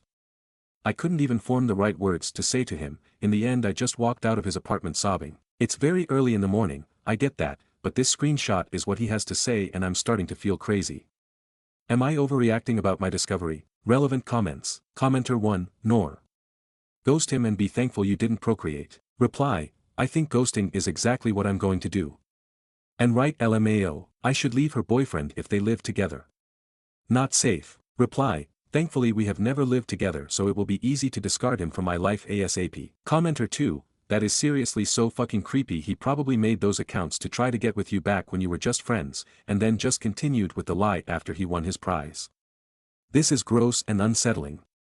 I wouldn't even want to be anywhere near him after that. Reply, God yeah that tracks. Looking back they did hype him up an awful lot bruh. Brief update. BF, do you want to get our tickets off the AMC app or buy them at the theater? Just got this. He still hasn't explained himself, essentially at all. I am going to take the advice of the majority of the comments section and block on everything. Thank you so much for all of your kindness and support. I have not slept at all as this is just such a bizarre situation, so I appreciate you all. Relevant comments. Commenter 1, this is messed up. Has he otherwise been a functional member of society? Was he afraid to admit he didn't have any friends? Reply, yes, this is honestly shocking. I thought he was just mean sometimes, not additionally crazy, and the other proper words. He has a best friend in his hometown. I assume people will be looking at my account, so I just wanted to reassure you of my safety and leave you with this for now. December 30th, 2024. I honestly have the biggest migraine of my life and I haven't slept at all. Nothing similar to this has ever happened to me before, but my life has been crazy enough to where I wasn't able to prepare for the huge reaction something like this gets. I knew it was bizarre, but I didn't know it would jump to the top of everything. I assumed it would collect some advice or opinions I could read and then the post would get lost in the void like how it goes with the majority of my others. But I sincerely appreciate every bit of support. Unfortunately, I am also being bombarded with hate and nasty messages and my headache keeps getting worse, so I need to get off Reddit for today, but I don't want to just ghost and make people think something horrible happened, because I am taking the steps to make sure nothing does. He does have my address, but I live with my family in an apartment building that needs a key fob to get in, so I have at least those 2 layers of safety for now, but for some reason I doubt that at least today there will be any attempts at a personal confrontation, and even then I am confident I will be able to remain safe and far away as possible in the case he does come around. I have alerted some of my real friends of the situation as well, and they will be close to me as much as they can. So, please do not worry when I am not active for the rest of today. I'm just getting nauseous from my headache and I don't want to start the day feeling like this. Top comments. Commenter 1, to add to the alt theme, this guy is clearly very adept on how to use the internet to further his own means. The fact that your posts exploded means he's likely seen them if he spends any time on Reddit, and he'll be using this as a means to get to you, your friends, and anyone you trust as a method of spreading misinformation about you. I know you're asleep, but this isn't something that you should sit on until tomorrow. I'm not sure what the correct course of action here is, but inform your family and call police non-emergency to let them know that there's an issue. They may have some indication for what to do next. I'd also arrange some scheduled wellness calls and safe words with people you trust, where if you don't check in then it signals an alarm, and they can verify that who they're talking to is you. Tell them the safe words over the phone by voice so it can't be gleaned from your message history. I'm not trying to be dramatic or overreact here, but this kind of extreme situation requires even more extreme countermeasures. Please treat it with the gravity that it deserves. Commenter 2, based off what he's already done, I wouldn't be surprised if he assembled a bot army to post some of the hateful nasty responses you're getting, LOL. But for real, getting offline and taking care of yourself is a good next step. Good luck. Commenter 3, is your family aware of what's going on too? It's vital you start telling those you trust exactly what's happened so that they understand the gravity of the situation. Also, get in there before he starts lying, because he absolutely will. Commenter 4, also. Assume all of your devices are compromised. He's probably tracking you everywhere online. You need to spend some time securing your accounts and devices. Little non-update. I still see people concerned for my safety, so even though I'm taking a break for today, I just want to share that I have received no communication from him today, and ended up going on a hike with a friend and then out to dinner and drinks and had a nice time. I am home with my family now and hopefully the rest of the night is as uneventful. Stories number 14. Aita for reminding my stepmother that she chose to not be a grandmother. My father married my stepmother when I was 20. She had 2 young teenagers at the time who I have always referred to as my step-siblings, but because of our ages and never living with them, we were never particularly close, although we get along just fine. When I was 30, I had my first child and I asked her what she wanted to be called by my son, and she did not want to be any form of grandmother, just wanted to be called by her first name. Let's call her Nancy. My 3 children are now young adults and have never really had much of a relationship with Nancy aside from as Gramps' wife. Everyone gets along fine, she has just never treated them as grandkids. Her choice. Over the years, she has said how she can't wait to be a grandmother, it's her dream. My step-siblings, Nancy's children, are both in committed, long-term relationships and have both chosen to not have children. I am now 53, remarried to a great guy with 2 children of his own, young adults. The oldest is getting married soon and can't wait to have kids. We were all chatting about this at Christmas and I mentioned that I couldn't wait to be a grandma, talking with my stepdaughter about what her mom wants to be called, what I'll be called, etc. My kids consider their step-sibs family, and vice versa. We rarely even use the step part. I will treat all my grandkids the same, whether they are technically my step-grands or not. Anyway, later in the day I walked into the room where Nancy and my stepdaughter were chatting and overheard Nancy say how devastated she is that she never had any grandchildren and how it was the thing she had always dreamed of. My stepdaughter said, "I'm confused, don't you have 3? Nancy responded and said, "No, they're not mine, they're my husband's." At that point, I spoke up and said, "They could always have been yours too, but you didn't want to be their grandma." Nancy didn't say much, just, "I know, but it's not the same." I then just told my stepdaughter that it was all the same to me and she hugged me. The next day, my dad called and said that I hurt Nancy's feelings and that I should have said something way sooner if I wanted the kids to call her a form of grandma. I responded that it wasn't an issue for me, it was her choice. I was just pointing out that she could have had the role and she chose not to, but that it hurt me that she now complains that she never had any grandchildren. Just a difference of opinion, I guess. Aita here. Should I have just kept my mouth shut? I hate that I hurt her feelings, but I wanted to be clear to my step-daughter that I didn't share the same feelings. My dad says that Nancy felt I was rude for calling her out, but I think I was just defending how it played out and how I hope it plays out differently with my family. Aita. Stories number 15. Aita for cutting off my parents because they plan on leaving almost everything to my disabled brother. My 24F brother, 32M, is a failure to launch. He's never been very smart. He did badly in school and never went to college. He tried 2 different trade schools, welding and mechanic, but he basically flunked out of both. He works at a gas station now. My brother and I are our parents' only children. They always treated us relatively equal, until adulthood. They always insisted we earn our own way, they refused to pay for college or anything. I joined the military at 17, got an associate's degree while I was in, and my GI Bill went towards my bachelor's. I'm working towards my master's now. My husband and I have bought a house and have done well for ourselves. My parents however fully paid for my brother to try trade school twice. They've given him cash when he was behind on rent, and countless loans. They support him cosplaying as an adult, meanwhile they never paid for my wedding, education, nothing. I don't really care so much that they didn't give me money, but the disparity in how they've treated me versus my brother. Our parents are in their 60s now, and while they aren't that old, they're both in bad health and probably won't live another 10 years. They just recently started working on their will, and notified us that they were leaving almost everything to my brother. But they want me to be their medical power of attorney, manage their estate, etc. I told my parents to give my brother everything, and that I'm completely done with them. They told me to have some grace, and understand the fact that he isn't very capable and needs their support, even after they're gone. My mother had a doctor's appointment this morning, and asked me for a ride since she medically can't work. I told her to ask her favorite child or pay for an Uber. Things have been tense and hostile. My brother called me to apologize, and asked me to not be mad at him, but I told him that I'm not mad at him, I'm mad at our parents for not treating us equally, and he didn't do anything wrong. Aita. I meant to put disabled in quotation marks. My mother refers to my brother as disabled even though he isn't. She's had him tested for every kind of learning disability there is. He just has a below-average IQ. She thinks that counts as a disability when it isn't. Update, Aita for cutting off my parents to leaving everything to my brother. Hey. So the consensus on my post was a bit of a mixed bag. I sat down with my parents and I wanted to give an update and answer some stuff. My brother is not actually disabled. He just has a low IQ, just over 80. You need an IQ under 70 where I live to be considered disabled and to qualify for any sort of benefits. My parents have babied him because from a young age he wasn't as smart as other kids, and had a low self-esteem because of that, and was quick to give up on things when they seemed too hard. He does okay on his own now. He works and pays his bills most of the time. He drives and lives with a roommate. On to the update, I sat down with my parents and explained that I've always felt like they treated me worse than my brother. They always emphasized to me that as an adult you need to support yourself, and figure things out on your own.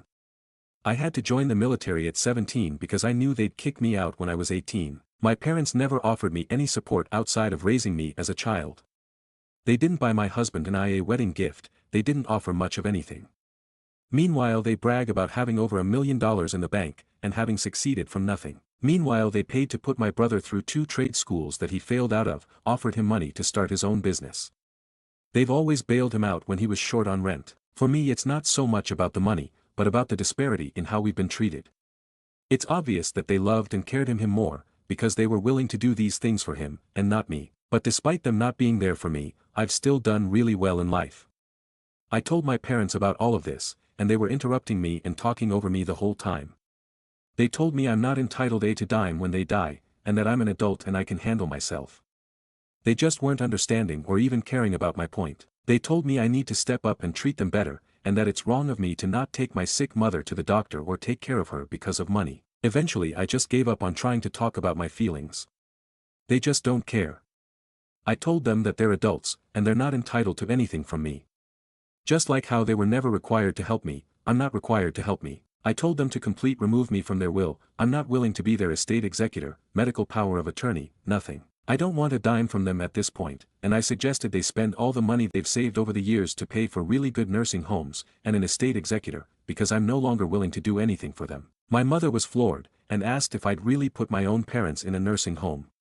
I asked if they'd really let their 17-year-old daughter join the army to get sexually harassed by older men in order to go to school without taking on a huge debt. My parents cried and yelled at me. And I left. And that's that, I guess. I kind of feel relieved, like a massive weight is off my shoulders. I have a wonderful husband, we own a nice home. I'm getting ready to start working on my master's degree, and we're thinking about maybe having a baby soon. I no longer have to worry about dealing with my parents. They're adults and they can deal with their own problems, just like I've done with mine. And yeah, that's it. Not sure if it's the update we wanted, but it is what it is. TDLR, my parents wanted to leave almost everything to my older brother because he's not as successful in life. I feel like my parents have always favored him over me. My parents don't care about my feelings and won't listen to them, so I told them our relationship is over. I don't want anything from them at this point, and I'm moving on. Stories number 16. My partner, 32M, broke up with me, 29F, after 10 years together. Now he's texting me with regret. A few days ago, my boyfriend, 32M, broke up with me, 29F. I'll admit, I saw it coming and maybe felt the same way too based off how avoidant he can be. I kept my calm and he cried and told me that he doesn't know how he feels anymore, that it hasn't felt the same in a long time. I asked if it was anything I did, and he said, "No, you've been an angel. You deserve someone better than me." He explained that he cares about me but isn't sure if he loves me the same way. We had plans of getting engaged soon. As far as I know he was close to saving up the money for the ring I chose. A calm came completely over me, and I agreed and told him it's for the best. He cried and hugged me and just kept apologizing. I didn't want to show how hurt I was and just remained positive. I told him it's alright. He said he's going to continue to pay his portion of the rent for as long as I need. He's coming in a few days to collect his things. He kissed me on the cheek and hugged me again. This happened in the parking lot outside his job, after his shift, and he was sobbing as I drove away. I saw his location remained in the parking lot for many hours, until 2 in the morning. Then he removed me from location, and I removed him. I feel like I was hit by a truck. I'm proud of myself though for not crying or begging. I removed the relationship status myself on social media. Today, only 2 days later, I received this text. I just have regrets about the other night. You had thoughts and ideas, and instead of trying anything, I just kinda blew them off. I feel like I just gave up on 10 years and that bothers me. The other night happened because I haven't been communicating my thoughts and feelings like I should have been, so for that I'm sorry. Is this breadcrumbing, an attempt at reconciliation, or something else? I feel like I need to be prepared as he is most likely stopping by tomorrow to collect his things. TLDR, my ex, 32M, broke up with me, 29F, after 10 years together. Now, 2 days later he's messaged me saying he has regret. Do I interpret that as breadcrumbing, wanting to reconcile, or something else? I need to be prepared for when he comes to collect his things. I don't want to be blindsided. Stories number 17. Aita for asking my sister not to have a baby. I apologize if this is long and rambling. I just got off the phone and my nerves are shot. I, 38F, called my sister, 41F, and asked her to please reconsider TTC. She has been trying for almost 3 years, is on welfare/social aid and permanently disabled. She cannot afford a child and is always running GoFundMe campaigns on Facebook. I just found out my older brother was funding her for years before he cut her off. She's not married or partnered, she owns an unsuccessful online business and just keeps soliciting sperm donations from random men online. We have always had open finances with each other since we were homeless together in our 20s. It was okay to borrow cash here or there. There was no expectations to pay it back, just be willing to do the same if the other asked in the future. I ended up marrying someone, 37, significantly wealthier with an upper middle class family. I went from being on social aid myself to being able to live comfortably and stop working to pursue a college degree. I only have a high school diploma while my partner has a couple masters. Everyone in their family has multiple masters or PhDs and high-paying careers. It went from an exchange of small amounts in times of need between siblings as we were both relatively on the same socioeconomic level, to the point where she was constantly texting or calling for funds. She even directly called or texted my partner sometimes. I was so used to giving and asking for money from her in the past that it didn't register that it had become one-sided and she was asking for larger amounts until my partner came back from talking to their financial advisor, sat me down, and showed me I'd been sending my sister hundreds of dollars a month, thousands just in 2024. My partner and I agreed to only giving her $50 a month. She always asks for more. It's always an emergency. I can't seem to say no because I've been there. I know the struggle. My partner and I just started TTC and it made us sit and discuss my sister. If she's constantly calling now, it's going to be worse/more pressure if she has a baby. My partner's exact words to me were, I didn't agree to finance your sister or her future children when I married you. I agree. I called her just now and asked her to please stop or at least reconsider TTC.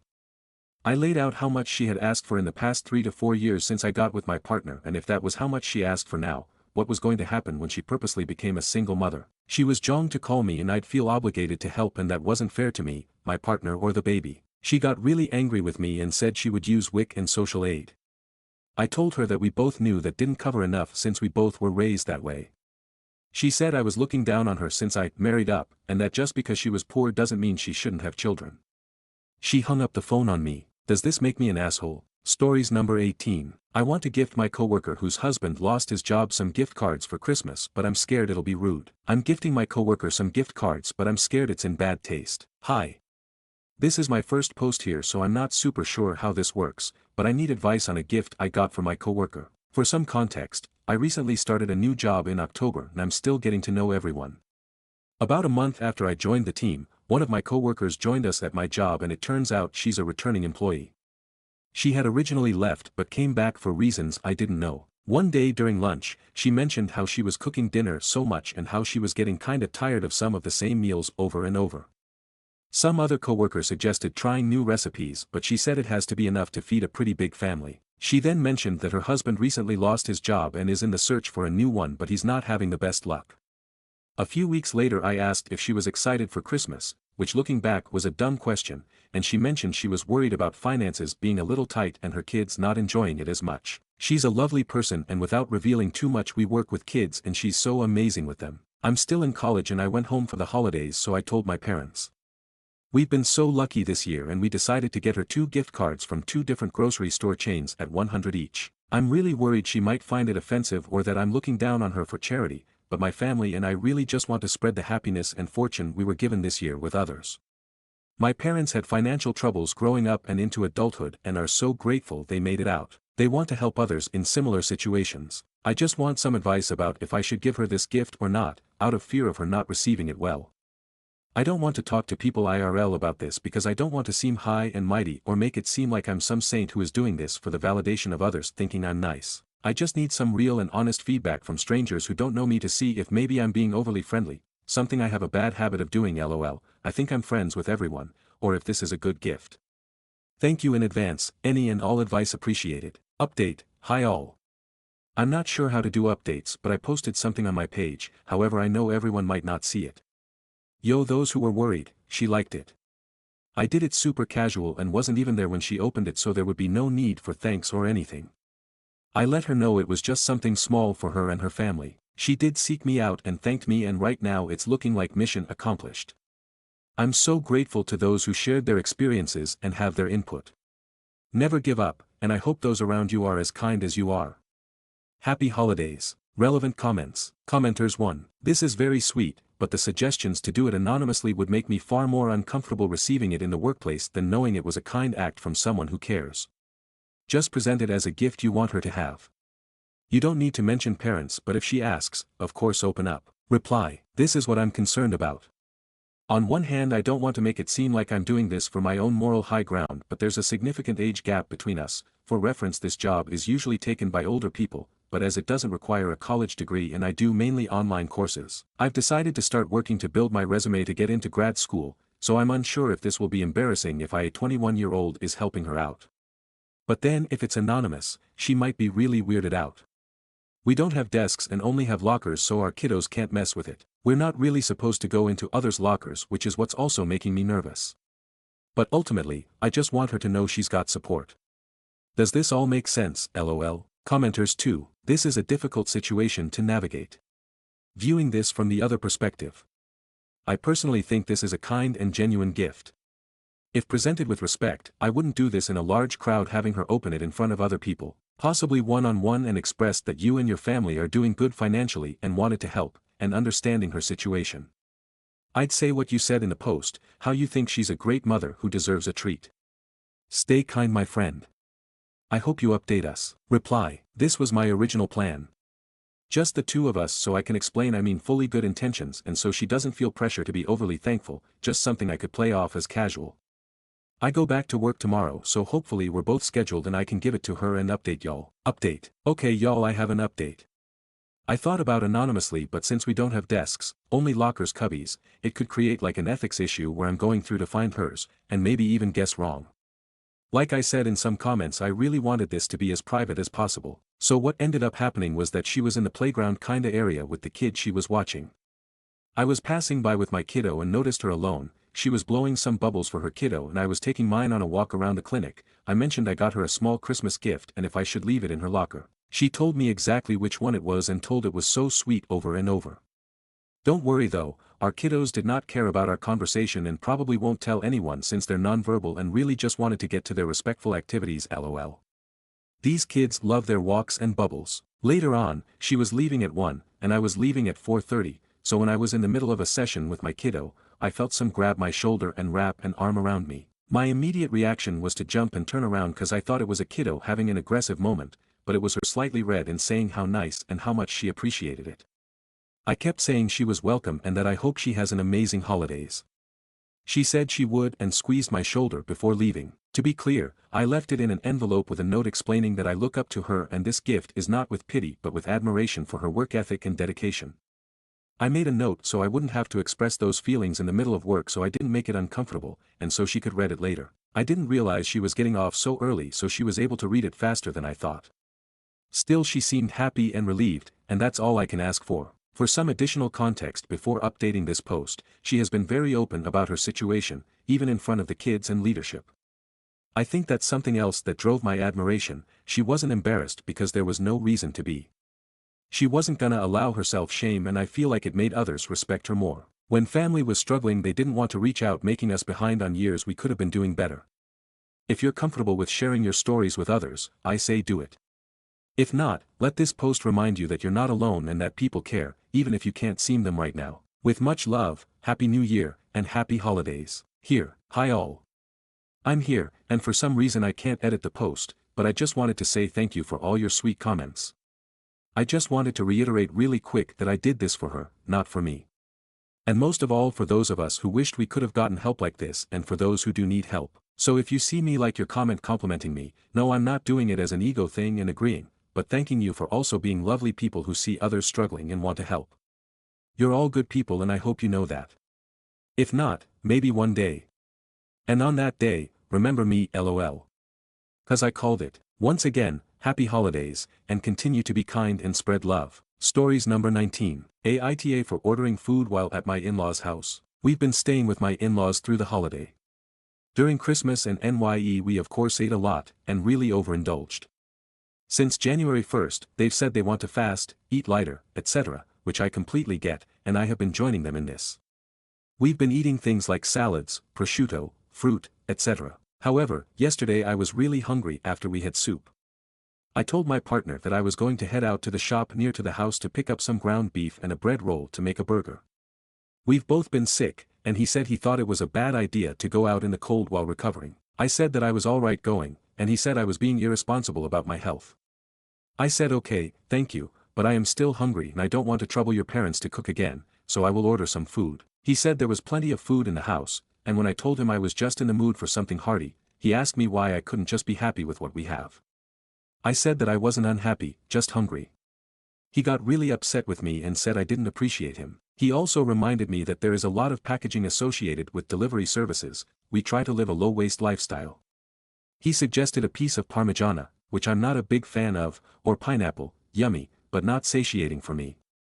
I did thank him, but I said again that I would really just like to have something. I was surprised at him reacting like this because I didn't accuse him, I wasn't upset at all, and I wasn't asking anything from him. I was more than happy to feed myself. But he was very distressed, so I apologized and said, alright, I won't order anything. But I remained hungry, and thinking about it again makes me very frustrated. I feel like I stayed hungry for no reason. Is my hunger blinding me here? It seems like no matter what option I suggested for food, he was angry that I didn't want to eat what was in the house, even though I was willing to provide everything for myself. Was this inconsiderate of me? Edit. I don't mean to make my partner sounded like a controlling AH. I think he was being unreasonable, but he also has been on edge for a couple of things. We have matters to attend to at home, his parents have commented on weight gain a lot recently, etc. He is not an unkind/unpleasant person at all, and everyone has their irritable moments. I'm just trying to figure out whether he was overreacting or I was, unintentionally, rude. Edit 2. It has been suggested many times that this scenario is happening because we all are hangry, and I think that is very true. Edit 3. Guys, we stay until the 5th every year to celebrate my MIL birthday. My partner and his sister have done this for years before me, and we only spend the 31st to 5th at their actual house up north. We rent a house for the whole family down south for the actual Christmas days. Edit 4. These responses have prompted a lot of conversation and I've come to the conclusion that my partner really just did not want to hurt his parents' feelings and make them feel bad for me being hungry. Not to say things were handled well, but this is a case of three sensitive people, me, my partner, and his dad, being sensitive, not anything malicious or cruel. Stories number 20. Aita for going NC with my mom and destroying my brother's perfect family. Long story, I will try to boil it down. I am 46F and my brother is 35M. My brother is the golden child and ever since he was born. My mother was never the same towards me.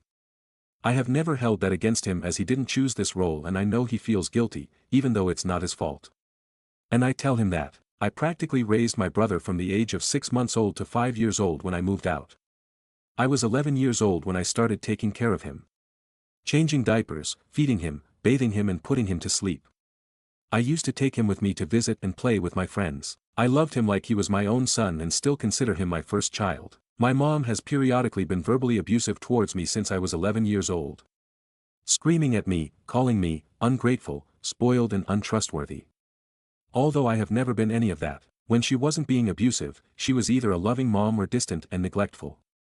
This has obviously fucked with my head as I loved the loving mom, but the other side of her has been hurting me for 35 years. She has only said sorry once, and it was said in a mocking childish way, sorry, okay sorry. My mom is also incredibly manipulative. I have tried to forgive her and given her a second chance over and over. For 35 years. And for 35 years I have suffered the abuse 2 to 3 times a year, and a lot more often, when I was a teenager. I have suffered through all of this for my brother's sake. I didn't want to leave him behind with only my mom as family. Our dad died when my brother was 14. He was verbally abusive too. After my mom's last attack, I was done. I have a chronic pain condition that is affected by stress and it's getting worse for every attack. Not to mention my mental health is suffering. I cut contact with my mom in February and my brother has been trying to get me to forgive my mom and let her back in my life, ever since. I can't take the abusive mom anymore, but I am also grieving the loving mom I'm losing too. My brother kept guilt-tripping me and I finally lost it. I screamed at him, "Do you have any idea what dark places mom makes me go to? That last time she attacked me, I didn't want to be here anymore." I was desperately trying to make him understand. He hung up on me. I wrote him a very long message explaining everything I have gone through and that he needed to respect my decision and my boundaries. The next Monday I get a phone call from my doctor. She needed to do a welfare check on me as my mom had called her with concern for my well-being. I wrote to my brother, "I ask you to respect my boundaries and you contact my doctor." Whoa. His answer, "You are sick and need help. I will talk to you when you are better." I am devastated and unbelievable hurt and I haven't responded. It has now been more than 2 months with no communication. I realize that he is being manipulated by my mom.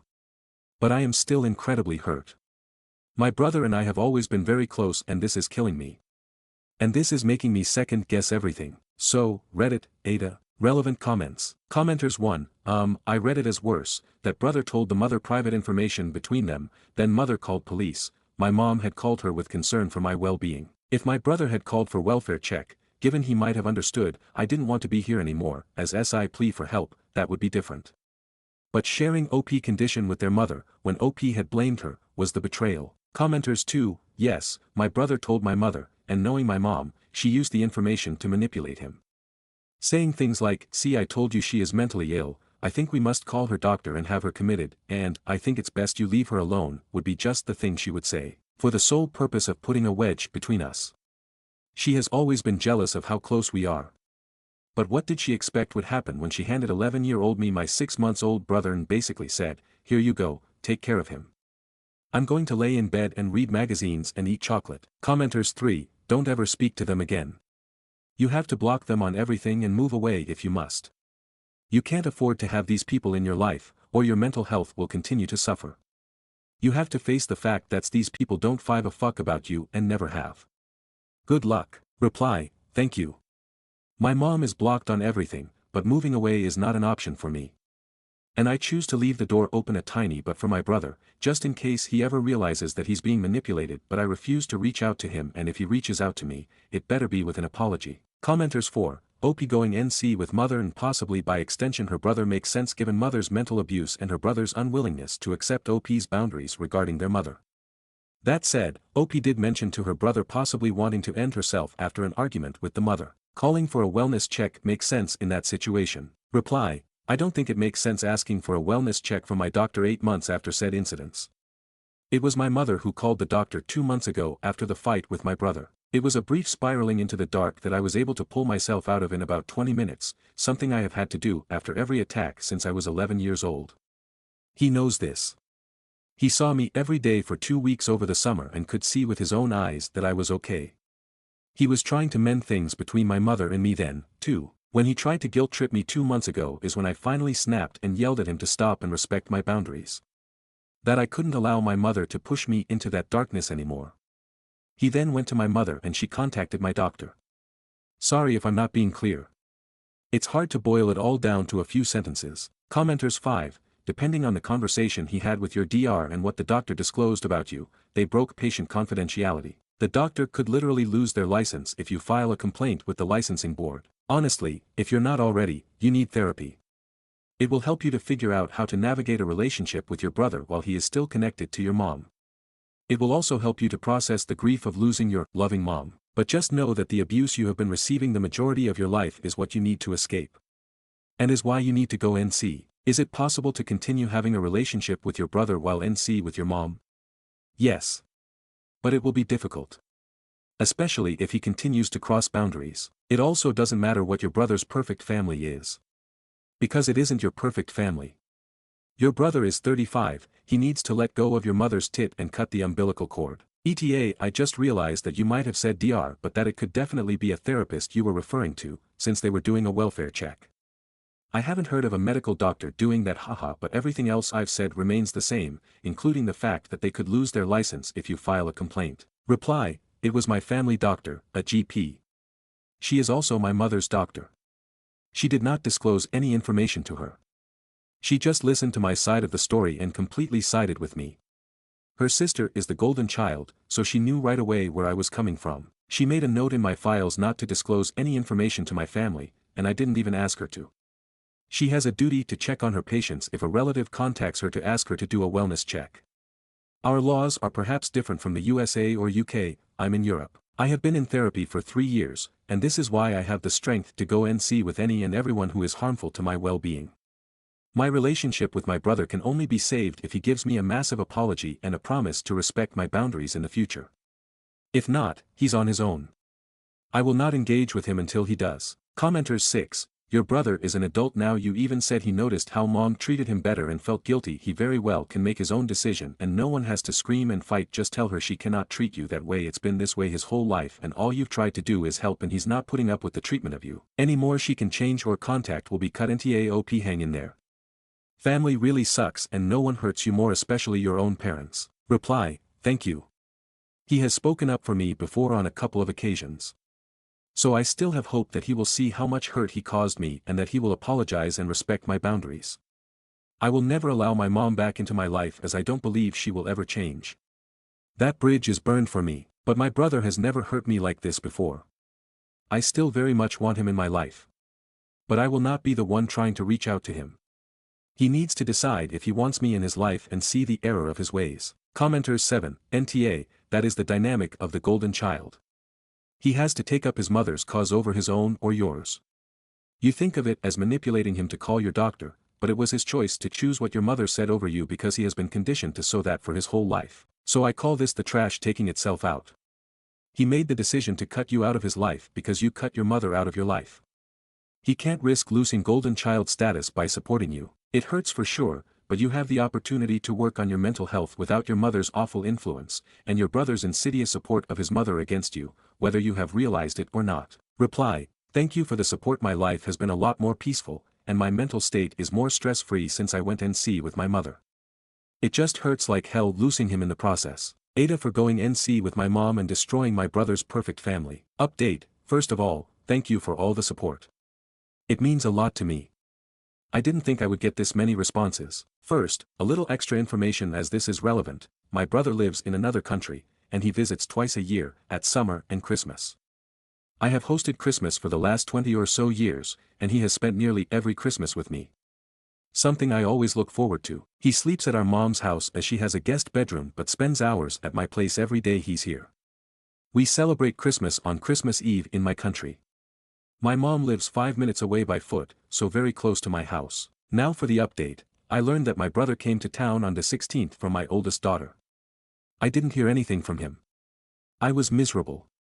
My boyfriend saw me get more and more sad and depressed as the days went by up to Christmas Eve. The thought of him leaving the country again without me seeing him was ripping my heart apart, and my boyfriend knew that. He is himself a younger brother with an older sister, and he told me that my brother was undoubtedly too scared to reach out to me. Big sisters are scary when they're mad. After a lot of persuasion, he got me to reach out to him. He suggested I messaged him. Want to talk? I couldn't get myself to do that, so I sent him a gif of a woman opening her door smiling with a big welcome sign by the door instead. And then I waited, nothing, no reply. Christmas Eve comes, and I am in no mood to celebrate. But I have to get it together for the kids' sake. I go take a shower and hear the pling from my phone. It's a message from my brother. Can I come give you a hug? I'm sorry I hurt you. I was afraid I had damaged our relationship forever. I felt like sobbing with relief. I told him, of course, you can. He came over after dinner, and we talked. There were tears from both of us, especially from him. It was plain to see that this had taken his toll on him, too. He was genuinely sorry and told me it was our mother who had contacted my doctor, not him. I already knew that. He said he had accepted that my mom and I were better off being apart and that the relationship couldn't be saved. This was everything I had hoped for. We spent the rest of his trip connecting again, talked, and played board games like we always do. This was my Christmas miracle. I got my baby brother back. He flew back home today. This is my update. Stories number 21. I don't have any positive emotions towards my child. I've never wanted kids. Even my younger cousins or when I had a baby sibling while being late in my teens, I've never found them cute or even wanted to interact with them. My wife got pregnant, and because I know they're my responsibility and because I'm not an awful person, I need to stick around and provide for them both. But I just can't say I love him. I don't think I hate or dislike my son by any means, but I know I don't love him. I hate when he cries when I'm sleeping, and I just immediately get upset every time he cries. I never act out or get aggressive with him though. I hate bath time and tummy time. I just don't want to be a father in general, and it's really upsetting, I guess, that it won't really get any easier from here. I've always been more selfish with my own time and money, and know I have very little of both because I have to take care of him. I hate having to creep around my own house when he's sleeping. I hate the near constant crying. I hate diaper changes. I don't even really like holding him. I still do my part in taking care of him, and my wife thinks I'm a great husband and father because I do what's needed of me and take care of them both, and I know I'm awful for feeling this way, but I guess I needed someone to tell because it's kind of eating me up inside. I don't know what to do about this. I know it sounds like I'm whiny and immature, and maybe I am, but this is just how I feel inside. Any advice or stories from people that may have used to feel the same way but don't anymore would be greatly appreciated. Stories number 22. My employee makes up words and is impossible to understand. I have an employee in a technical role. My small team is all technical, including me, who seems to make up words and concepts when he's talking about things. The results of this are an echo of the issues in the first letter in this previous post, but in that case you, correctly I think, suggested leaving it to the manager, and in this case, I am the manager and I'm not sure what to do. This is exclusive to the way this person speaks in meetings, not in his writing, but given we're all remote, we spend a lot of time in virtual meetings. Compounding this is that when he goes down this path of using incorrect concepts and words to explain something, he is long-winded. Exact echoes of all the issues in this letter.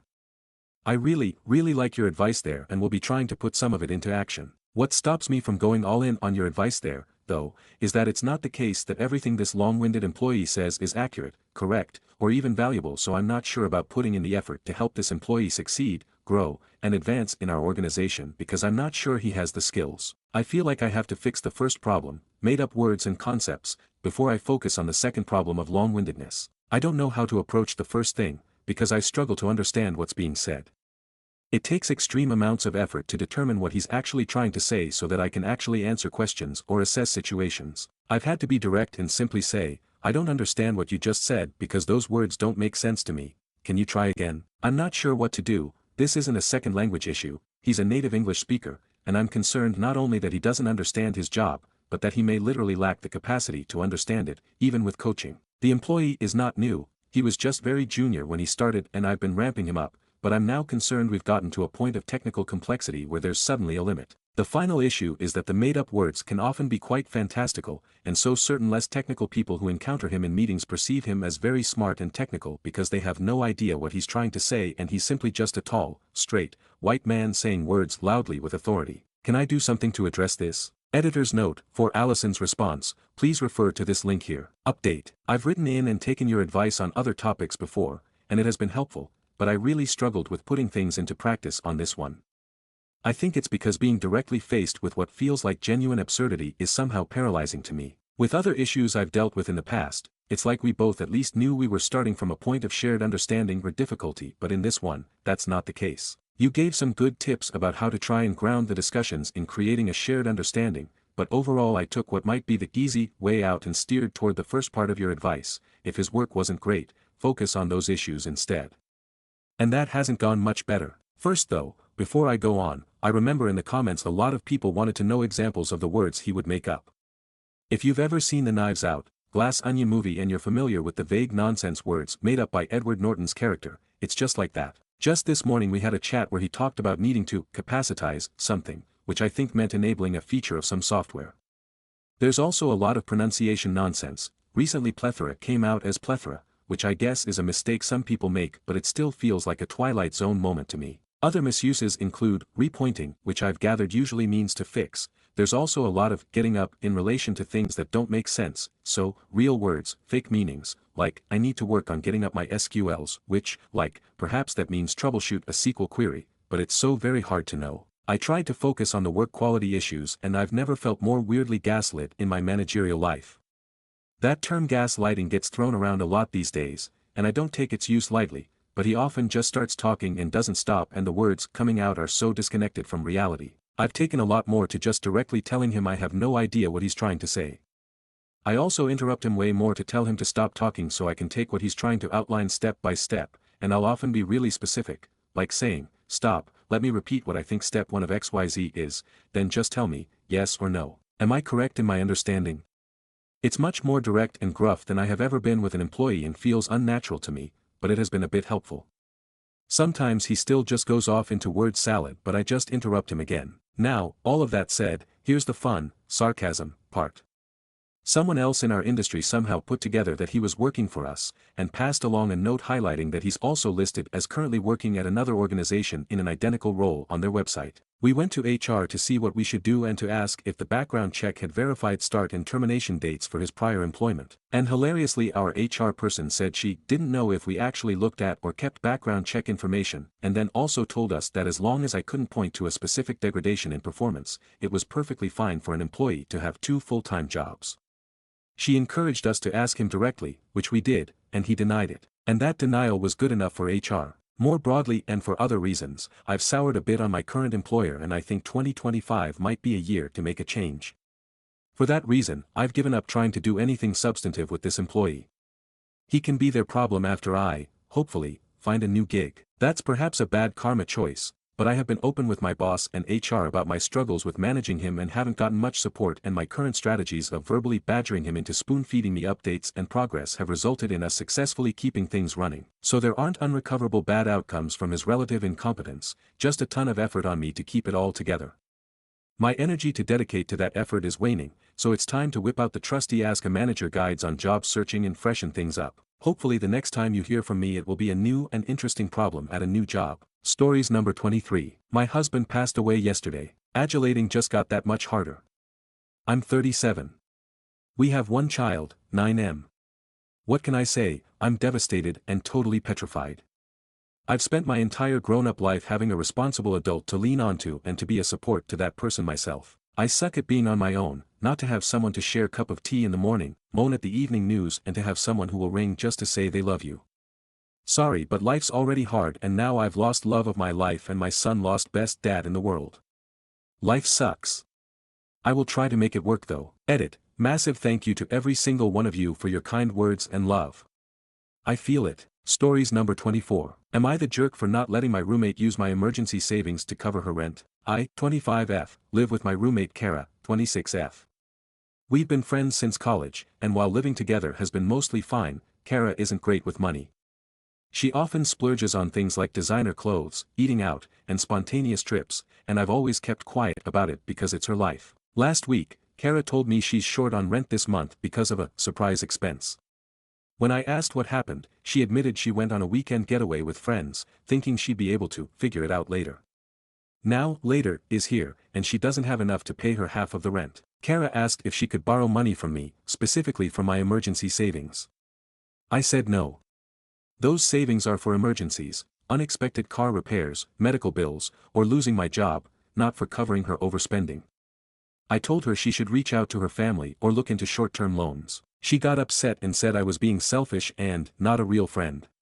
She argued that it wouldn't be a big deal for me to lend her the money because I have the savings, and she'd pay me back soon, though she couldn't specify when. I stood firm and said, I'm not your safety net when you decide to blow your budget. Since then, Kara has been cold and distant. She's been telling mutual friends that I'm letting her struggle when I could easily help her.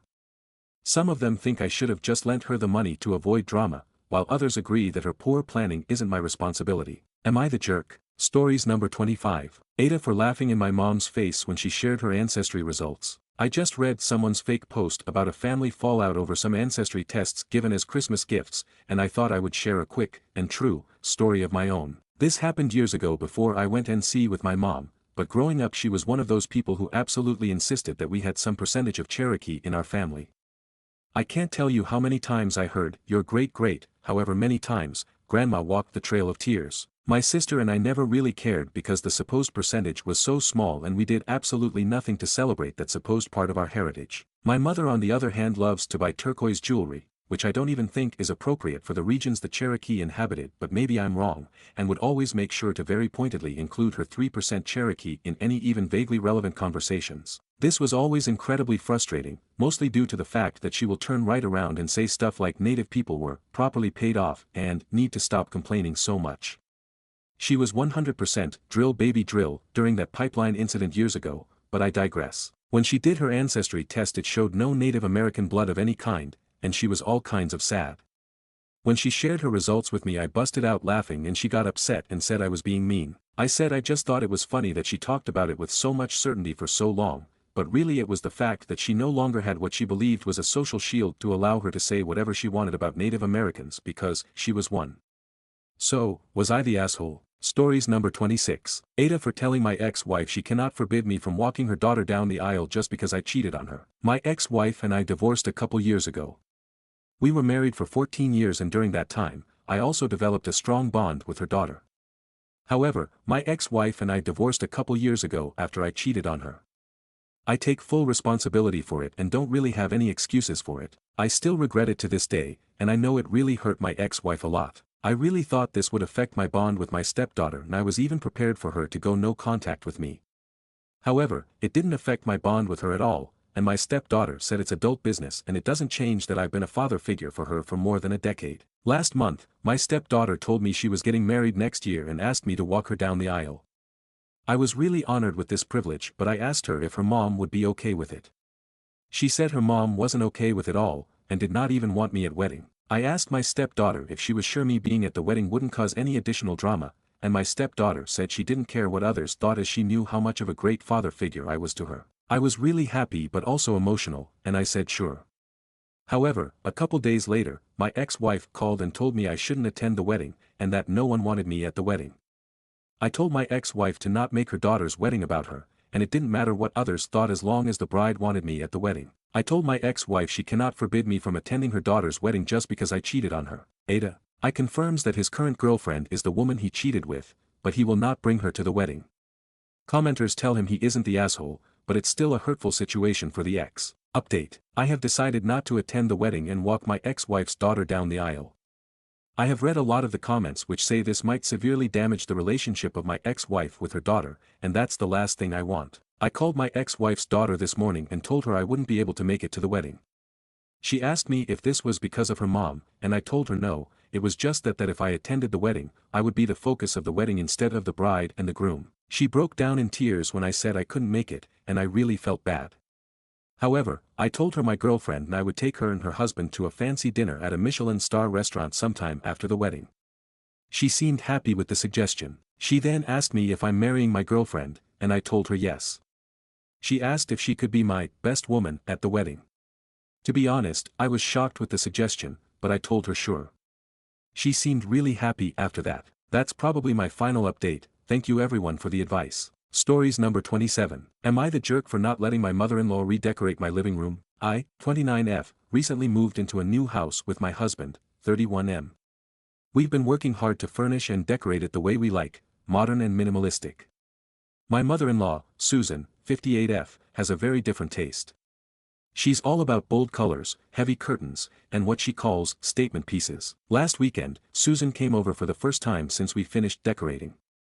As soon as she walked in, she made a face and said, "Well, this is very plain." She then spent the next hour pointing out things she thought could use some flair, like adding a floral wallpaper, swapping out our simple light fixtures for elaborate chandeliers, and replacing our neutral couch with something more exciting. I laughed it off at first, but then Susan offered to fix it for us.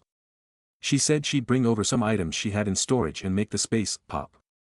I politely declined, saying we're happy with how it looks. She insisted, saying, "You'll thank me when it doesn't feel so cold in here." When I refused again, she got huffy and said I was being ungrateful. Now she's been telling my husband that I'm too controlling and won't let her help. My husband is on my side, but he's also feeling awkward because his mom is making such a big deal out of it. A few family members have chimed in, saying I should just let her bring over a couple of things to make her feel involved, but I don't think I should have to compromise my home to avoid hurting her feelings. So, am I the jerk for refusing to let my mother-in-law redecorate my living room? Stories number 28. My 29F, fiancé, 31M, jokes about not inviting my best friend, 28F, to our wedding because he thinks she overshadows me. I'm engaged to my fiancé Benedict and we've been together for 4 years. We're planning our wedding for this summer, and most of the planning has been smooth except for one ongoing issue. Benedict has a weird problem with my best friend Z. For context, Z and I have been best friends since college. She's funny, gorgeous, and has a big personality. People gravitate toward her and she's amazing. But I've never felt like she overshadows me because she's always been my biggest cheerleader. Benedict, however, has been making these little comments for months now like, I hope Z doesn't steal the spotlight on our big day, or, do you think Z's outfit will be more bride energy than yours? Non-verbatim, at first I thought he was joking. Z's stunning but she's not a show-off and she'd never do anything to make my wedding about her. Yesterday, though, Benedict suggested we trim the guest list specifically mentioning Z. I asked if he was serious and he admitted he doesn't want her at the wedding because he thinks she makes me look less important. I was stunned. I told him that Z is like family to me and there's no way she's not coming. He got upset, saying that I'm prioritizing Z's feelings over his. Now I feel lost and confused. I love Benedict but his comments feel so petty and insecure, especially since this is about my best friend. Am I actually missing something? Stories number 29. The dead internet theory is real and it is happening to Reddit. I've had suspicions that there are many different actors, whether intentionally foreign adversaries or just malicious trolls, that seek to influence people on Reddit via fake posts. Posts that paint women or men as the enemy, or posts that want to destabilize the Western youth, like on the Gen subreddit. The other day I came across this post. It garnered a lot of attention and many people commented on it. The caveat: the entire post is fake and AI generated. You can use all of the most used and trusted AI detectors to verify yourself, Zonga, Xerogt, etc. Also, you can tell because of the stupid hyphen LOL, its main purpose I assume is to cause women to be scared of men, and most likely has wide-reaching effects. It is so easy now to just create disinformation using fake posts pretending to be something you're not that stirs the hornet nest of an already controversial topic. The worst part is that Reddit makes it extremely easy to do this on.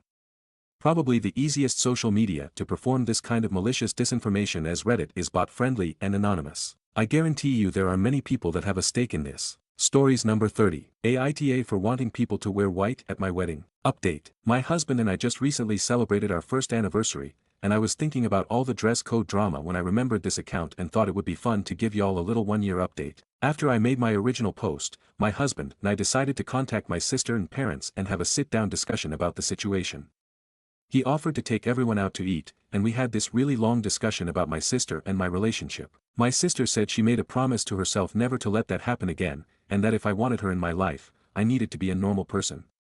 My husband told her that if she was going to keep humiliating me for something I did as a child, then she wasn't a normal person either.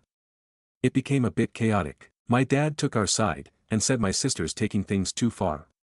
My mom took my sister's side, and said that, since I have NPD, I'm not capable of real change, and if they ever give in at all they'll be hurting my sister.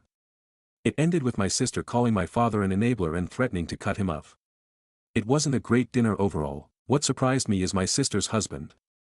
She called me the next day at his recommendation, and we talked for a long time.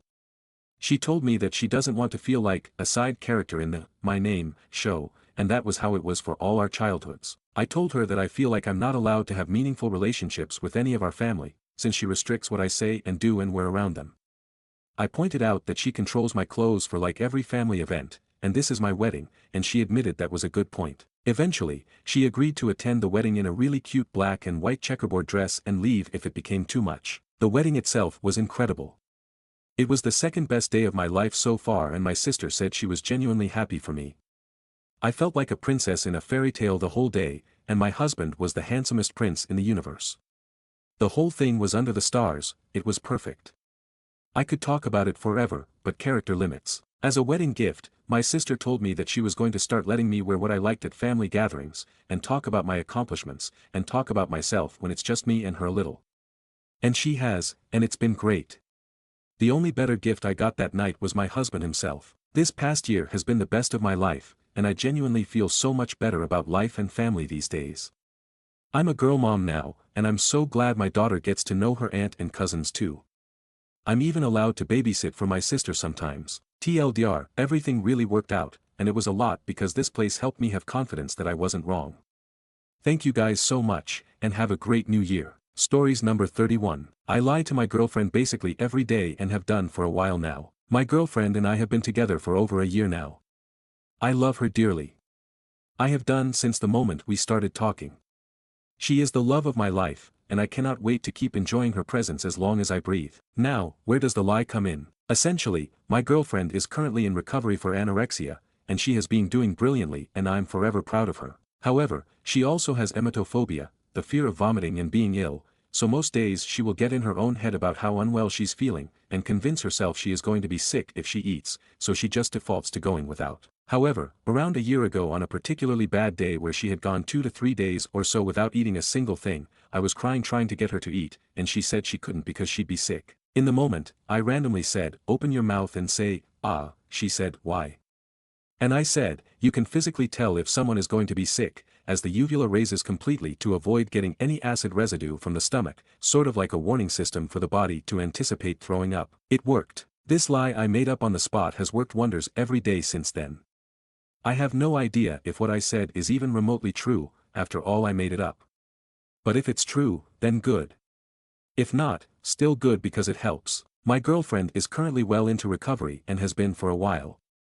And I don't mean this in a way to take credit from this amazing woman who I am so in love with, but I wouldn't like to see where she would be without this little white lie I tell often. It instantly calms her down and allows her to eat without worrying too much about being sick. She now eats 3 meals a day with me, and this little white lie is responsible for a lot of that. I've never obviously told her this, and most likely never will. I'm just glad it has had the intended effects. Thanks for reading if you did. Stories number 32. Aita for not meal prepping for my vegetarian partner. Not the a-hole. I, 29M, spend most Saturdays or Sundays doing a meal prep for the upcoming week. I generally make meat meals, like yesterday for example I made rice bowls with ground beef and vegetables. As the title says, my partner, 28F, is a vegetarian, by choice. I do a lot of the cooking because she works odd hours at her retail job and I genuinely like cooking.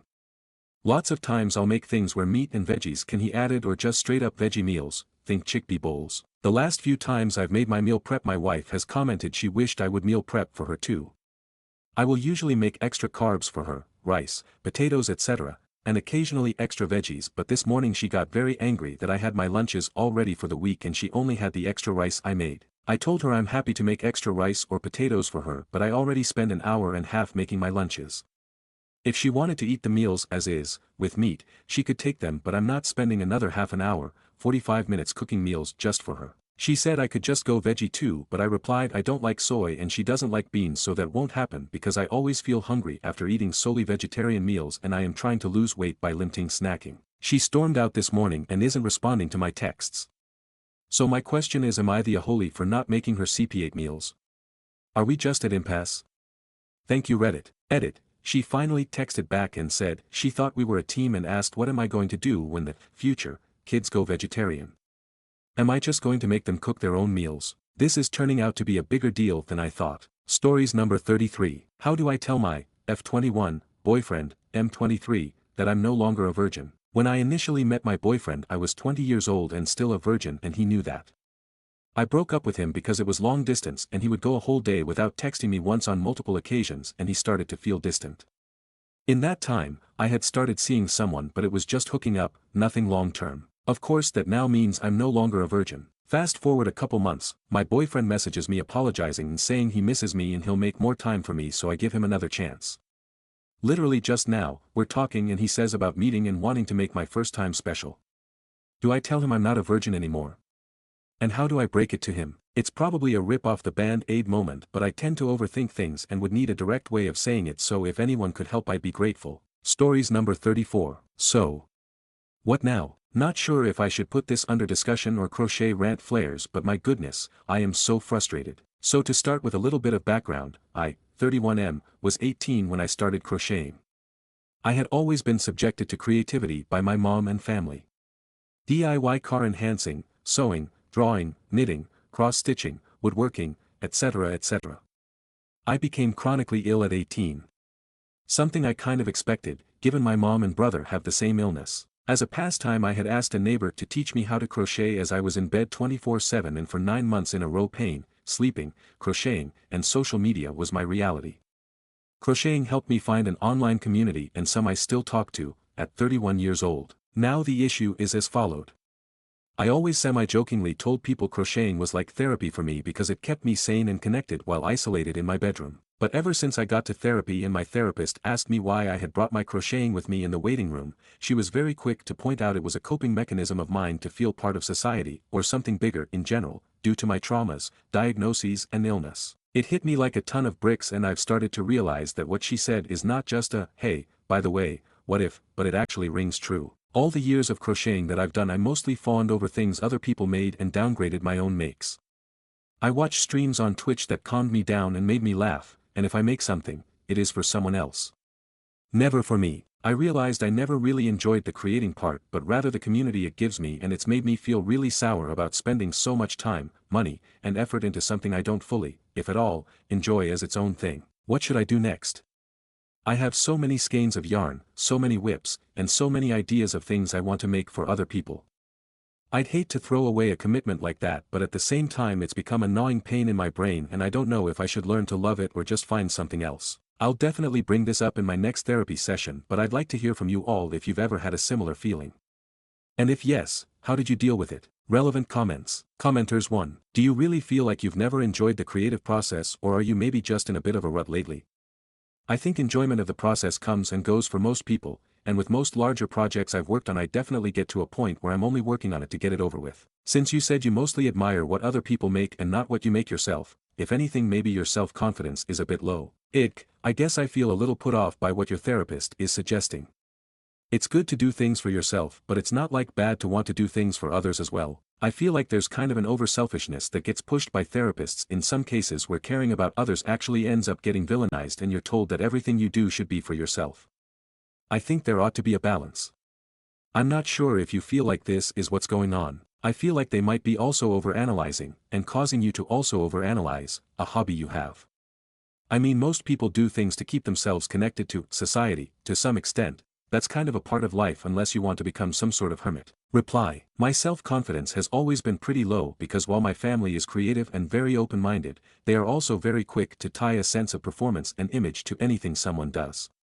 And I've never really gotten the same praise as my siblings or other younger family members. I guess a sort of fear of ego has made me attached to the social and gifting aspect of the craft rather than to do something for myself, because even if I plan to make something for myself it's either not good enough or something like a birthday or Christmas comes along. I must say the way you changed the put yourself first mantra to a sort of isolate yourself aspect has brought something to think about for me. My peer mentor says he gets energy from helping people, and I always looked at that statement a bit weird. But maybe crocheting for others is my form of getting energized from helping people. Needless to say there's a lot to unpack. Thank you for sharing your POV. Commenters 2. Ever considered teaching other people how to do it? Like running a monthly craft club or something? Or maybe just joining one and skill sharing. That might be a really productive use of your skills and might result in that sense of community without doing something you don't especially enjoy at the moment. Reply. I'm currently the only guy as well as the youngest person in the library's yarn craft group. The second youngest is 15 years older than I am, so it's a bit of a puzzle for me whether I genuinely feel part of the group. It just feels a bit forced to crochet things, especially since it's been either community-bound or performance-bound, like adding to the world's largest blanket a few years back or crocheting for friends and family. I've been crocheting for 13 years by now, and the only self-made item I have in my home is a mug cozy. Grinning face with sweat. Update. So here comes the big reveal. I agree with you all that my therapist pulled the coping mechanism card a bit too hard. I live in an assisted living facility, and most nurses I spoke with told me, like you all, that my crocheting isn't a self-worth thing, but rather a self-soothing thing, which is a good thing. They told me that I grab my projects when I am overwhelmed and that I should celebrate my craft even if it may end up not being a hobby because I found a way to get out of panic, anxiety, etc. without hurting myself, potential carpal tunnel syndrome not included lol, as well as it connecting me not only to online communities but also the residents and nurses, as it calms them to watch me make things as well as makes them smile due to my growth in the past 3 years. Thanks to you guys I was able to think things through properly and give the therapist's comment a different meaning. Self-soothing sounds pleasant and like I do it for me, even if the product is for someone else. I probably won't stop crafting anytime soon. So really. Thank you. Relevant comments. Comments 1. I'm so glad you've come to this conclusion. It's also pretty wild to me that something as innocent as crochet, given it's not an obsession etc., can be seen as a bad thing. Especially in relation to wanting to be part of society. What's wrong with that? I'm chronically ill as well and find it really hard to be part of society. Being online and crafting are main things that make me happy and feel connected. When you can't work or volunteer or stuff like that, it's very easy to become a recluse. Having something to connect over with others is wonderful. And looking forward to new projects is so nice. Happy stitching. Reply. Perhaps my therapist saw it as a sign of overcompensation. I don't know and prefer to not dig deeper with her about the topic because so many other peers and professionals told me what I think about crocheting is more accurate than her observation. I'm keeping my therapist because on the other bits we spoke she hit the nail on the head and I progressed a lot since my first session with her, but I'll set a boundary at crocheting as a topic from now on. Grinning face with sweat. It may be a coping mechanism, but it's not for self-worth, and that is what matters most to me because I don't want my value, or anything perceived as such, to be attached to my performance and instead to who I am as a person. I'm really thankful for this subreddit because the people here got the conversation started with the people around me, and considering those who see me daily have the same vision as me, I take it as a hit or miss situation in which my therapist just flunked pretty hard. I'll be busy crocheting tonight, so I may be slow to respond, or not respond at all, lol. We know how that works around here. Thank you all, once again. Stories number 35. Aita for telling my BF I won't get off birth control if he won't get a vasectomy. My BF M27 wants me to stop taking birth control entirely. TBH, it has affected my mood and libido a little bit, but not to the point where I want to get off of it. It's helped with my acne immensely, and also not getting pregnant is the main goal of me taking it. He recently read this study done that being on birth control can alter who you're attracted to, and I think got to his head. He also seems overly concerned about the other health aspects, which I can appreciate, but at this point I think it's a bit controlling, since my libido has dropped since taking it. That's also caused some tension. The mood swings and lower libido sucks, but TBH, I'd rather deal with that than a pregnancy I'm not ready for. He also won't get a vasectomy, so what other choice is there? Aita. Stories number 36. I've been pretending to be someone I'm not, and it's exhausting. I feel like I've been living a lie for so long, and it's starting to take a toll on me. For years now, I've been pretending to be someone I'm not, and I'm so tired of it. I grew up in a family that values success and perfection above all else. My parents have always had these high expectations, and I've spent my entire life trying to meet them. But the truth is, I've never been what they think I am. I'm not as ambitious, and I don't have the same drive or interests. I've been pretending to be super outgoing, social, and driven, but deep down, I'm really introverted and just want to do my own thing. I've been keeping up appearances for so long that it feels like I've forgotten who I really am. I wear a mask every day, at family gatherings, with friends, even at work. I put on this confident persona because it's what people expect of me. But inside, I feel so disconnected from who I truly am. I've lost sight of what makes me happy because I've been too focused on meeting everyone else's expectations. I don't know how to stop anymore. I don't know how to tell people that I'm not who they think I am, and I'm scared that if I did, they wouldn't accept the real me. I feel like I'm stuck in a life that's not mine, and it's honestly breaking me. I just needed to confess this because it's eating me up inside. Stories number 37. My colleague sent a video that converted thousands of atheists. Here's what I wrote back. Translated from Portuguese. I have many issues with this video, we can talk after the holidays. But the main one is, as an omnipotent being, God has no needs. Whatever he wants happens, period. Jesus was never necessary, at any point. He could very well have simply forgiven humanity without any sacrifice. He can very well make a human being completely understand him. After all, he can do everything, but he doesn't want to. So, he doesn't. From the perspective that God exists and has all these characteristics, my atheism is God's will. He can reveal himself in the clearest way, leaving no room for confusion, but he doesn't, it's his will. If God truly exists, and he is what the Bible describes, I wouldn't have to explain why I'm an atheist, he would. And if you're going to cite scriptures, remember, they were altered. Why? And for what purpose? I recommend researching this. After all, if they were altered, are they reliable? After all, it wasn't God who wrote them. I understand your reason for wanting to convert me, it comes from empathy and kindness, which are truly good. But, I only accept things that make at least a bit of logical sense. Christianity, like all religions, requires faith, and any faith I might have immediately dies when I think about this world. I see no influence of God here, only us, being human. The video is in Portuguese, it's by @DanieliApocalypse on Instagram. Edit, I meant classmate. We don't work together, I apologize for the misunderstanding. Stories number 38. Aita for not telling my husband I'm going to bedroom to cry. Me, F32, and my husband, M31, were driving home from our friend's place. I still had to take the dogs out for a walk and it was past midnight. We both were tired. On the way we talked about something that was painful for me and I started to cry. We arrived home and my husband asked a more detailed question about my feelings, which I answered. After a short moment of silence, I got out of the car, went inside and took the dogs out. When I came back in, my husband was doing his evening routine, cooking and started watching Netflix while eating. I brushed my teeth, fed the animals and still crying went straight to the bedroom, in a sad mood. I got under the covers to cry. I didn't want to disturb my husband's routines, because I knew he would come next to me after completing them. When he came I was still awake and feeling miserable. He put earplugs in and said to me, "Good fucking night." I was shocked and asked why he talks to me that way. He replied, "Think about it till morning." When I demanded to know what I did wrong, he told me that I had first offended him by getting out of the car in the middle of a conversation, which he would have accepted, but when I didn't inform that I was going to the bedroom after brushing my teeth I offended him and did not follow good manners. I agree, we have a habit of telling each other when we are going to sleep, but this time I was emotional and just wanted to cry my feelings out. He eventually apologized for what he said, but I'm still really sad. English is not my first language and I apologize for any mistakes. Stories number 39. Aita for basically telling hubby he's fat. Last night, I suggested to my husband that we finish off the leftovers in the fridge since we had plenty of food that needed to be eaten. Instead of agreeing, he immediately countered with, "Wouldn't you rather go get nachos?" I shook my head and firmly said, "No." He then sighed dramatically, as if I'd crushed his dreams, and declared, "You don't feed me." Without skipping a beat, I replied, "You wouldn't be overweight if I didn't feed you." That's when the tone of the conversation shifted. He immediately told me I was being mean and that my comment was uncalled for. I stood my ground and explained that I only said it because I felt insulted by his original remark. To add some context, this isn't the first time I've felt unappreciated. During the holidays, my days were consumed with taking him out to eat or cooking meals for him, ensuring he had food he enjoyed. It feels exhausting to put in so much effort, only to be told I'm not doing enough. I'm wondering now, did I take things too far with my response, or was I justified given the circumstances?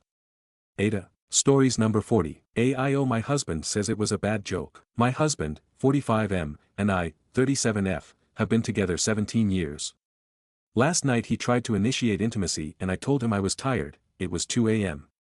This morning he was still upset, making snide comments and being generally rude. He got up to get our daughter and I explicitly stated not to let her come back to our room with any food, as I had been finding crumbs in the bed over the past few days. When our 26-month-old daughter joined us in bed with her breakfast bar and I kissed her, he said that I shouldn't do that because no one knew where my mouth had been. To be clear, I've never cheated on my husband. He's acted insecure over the years and we've had our trials, but this truly came out of nowhere.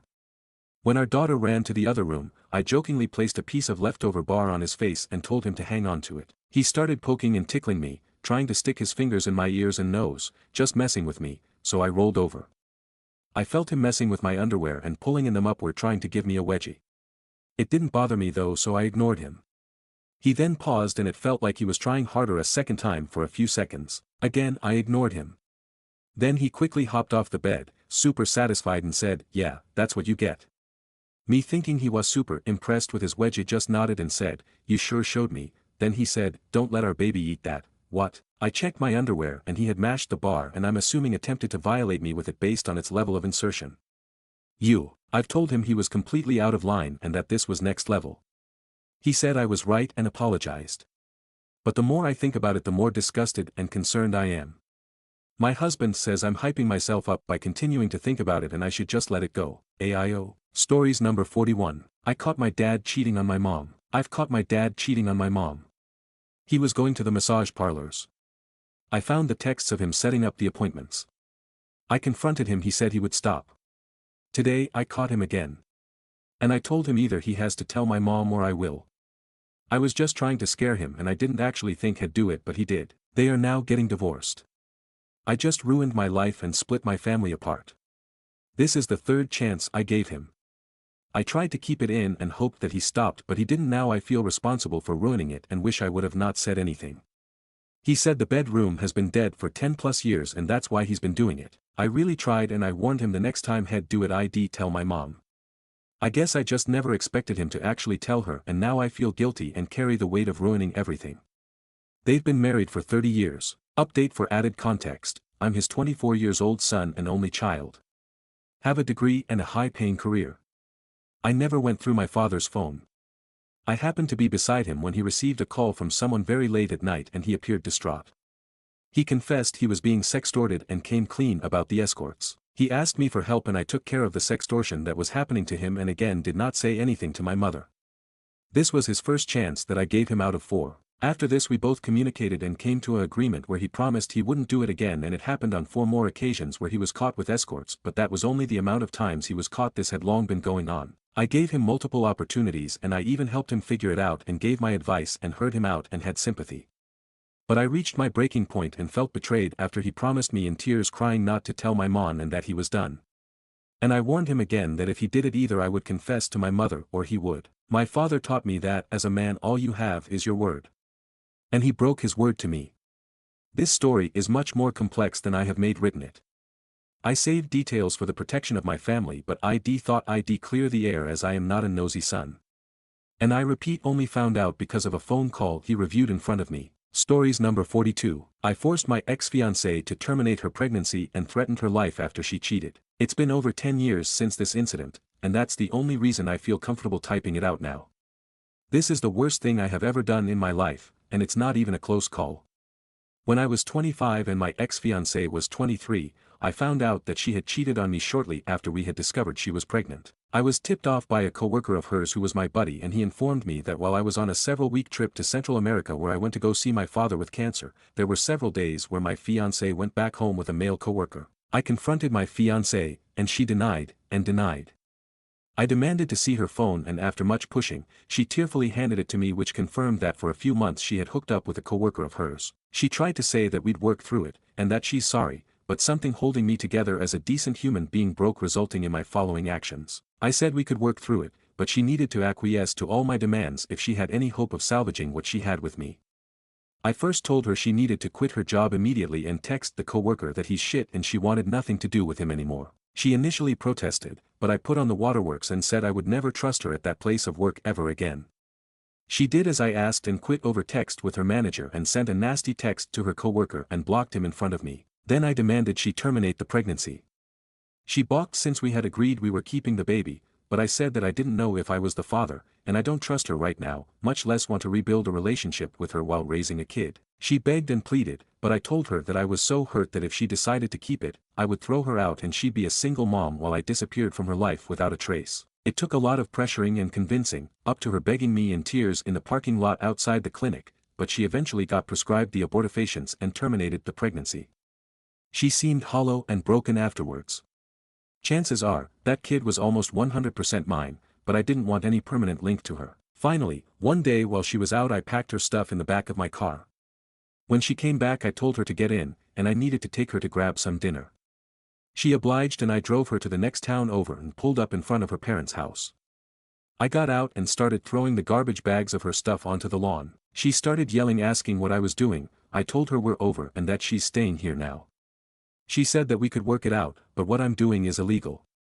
I told her that she can either stay here, or I will choke the life out her if she ever came by my house again. She threatened to off herself, how she couldn't come back, her family was pretty abusive, and so on. I said it'd save me the effort. I never heard from her after that day. I did hear that at one point she ended up hospitalized I suspect for an attempt on her own life, but I didn't feel much. Now after therapy, where I didn't confess my crime, but did confess what happened with her cheating, I would have done things incredibly different. Something broke in me that day. I do my best to be a decent person, but even now I'm scared looking at my own daughter with my current wife of the evil I am capable of. Stories number 43. Aita for telling my kid's teacher that her "no Disney villains" rule is unfair. My son, 7M, recently had to dress up as his favorite movie character for a school event. He's a huge fan of The Lion King but, surprisingly, not of Simba. He loves Scar. He says Scar is cool and has the best song. So, naturally, he wanted to go as Scar. When I told his teacher about his choice, she said, "Oh, we have a rule, no Disney villains. We want to promote positive role models." I get where she's coming from, but it felt unfair to me. Scar is a part of the story, and my son genuinely admires his style, not his actions. Plus, it's all in fun, right? It's not like my kid is going to start scheming to overthrow the school playground. I told the teacher that banning villains seemed a bit harsh, and maybe she should rethink the rule. She didn't take it well, and now I feel like I've made things awkward. My partner thinks I should have just let it go, but I didn't want my son to feel like his favorite character was wrong to like. So, AITA for challenging the teacher's no Disney villains rule. Stories number 44. Wife wants to give away our dog. I do not. My wife and I met 8 years ago. At the time, she had just moved into her first townhome. About 6 months later, she gets a rescue puppy that's about 3 months old, lab/shepherd mix. At the time, I wasn't a huge fan of her getting this dog. It's a big commitment, but we have only been dating for 6 months, and we didn't live together, so who am I to say anything? As the years go on, we end up getting engaged, then married, and at this moment in time, we have 2 kids under 2 in a house that we own together. During my wife's first pregnancy, about 2-ish years ago, she suddenly grew very annoyed/frustrated with our dog.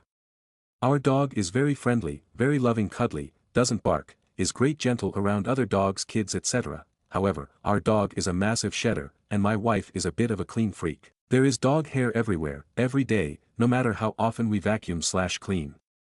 Ever since she became pregnant with our first child, she seems to have hyper-focused on the dirtiness of our dog. Now, at this point, she can't stand the sight of our dog around the house. To this day, she will say the dog is too much of a shedder, is filthy, and is constantly in the way when she's walking around the house, and she wants our dog gone. She hasn't mentioned any specifics of how she wants to get rid of our dog, a shelter, etc., but she doesn't want to give her away to someone we know. In my opinion, I realize she is overwhelmed by the amount of shedding our dog is capable of. However, I don't think that should be a cause to get rid of her.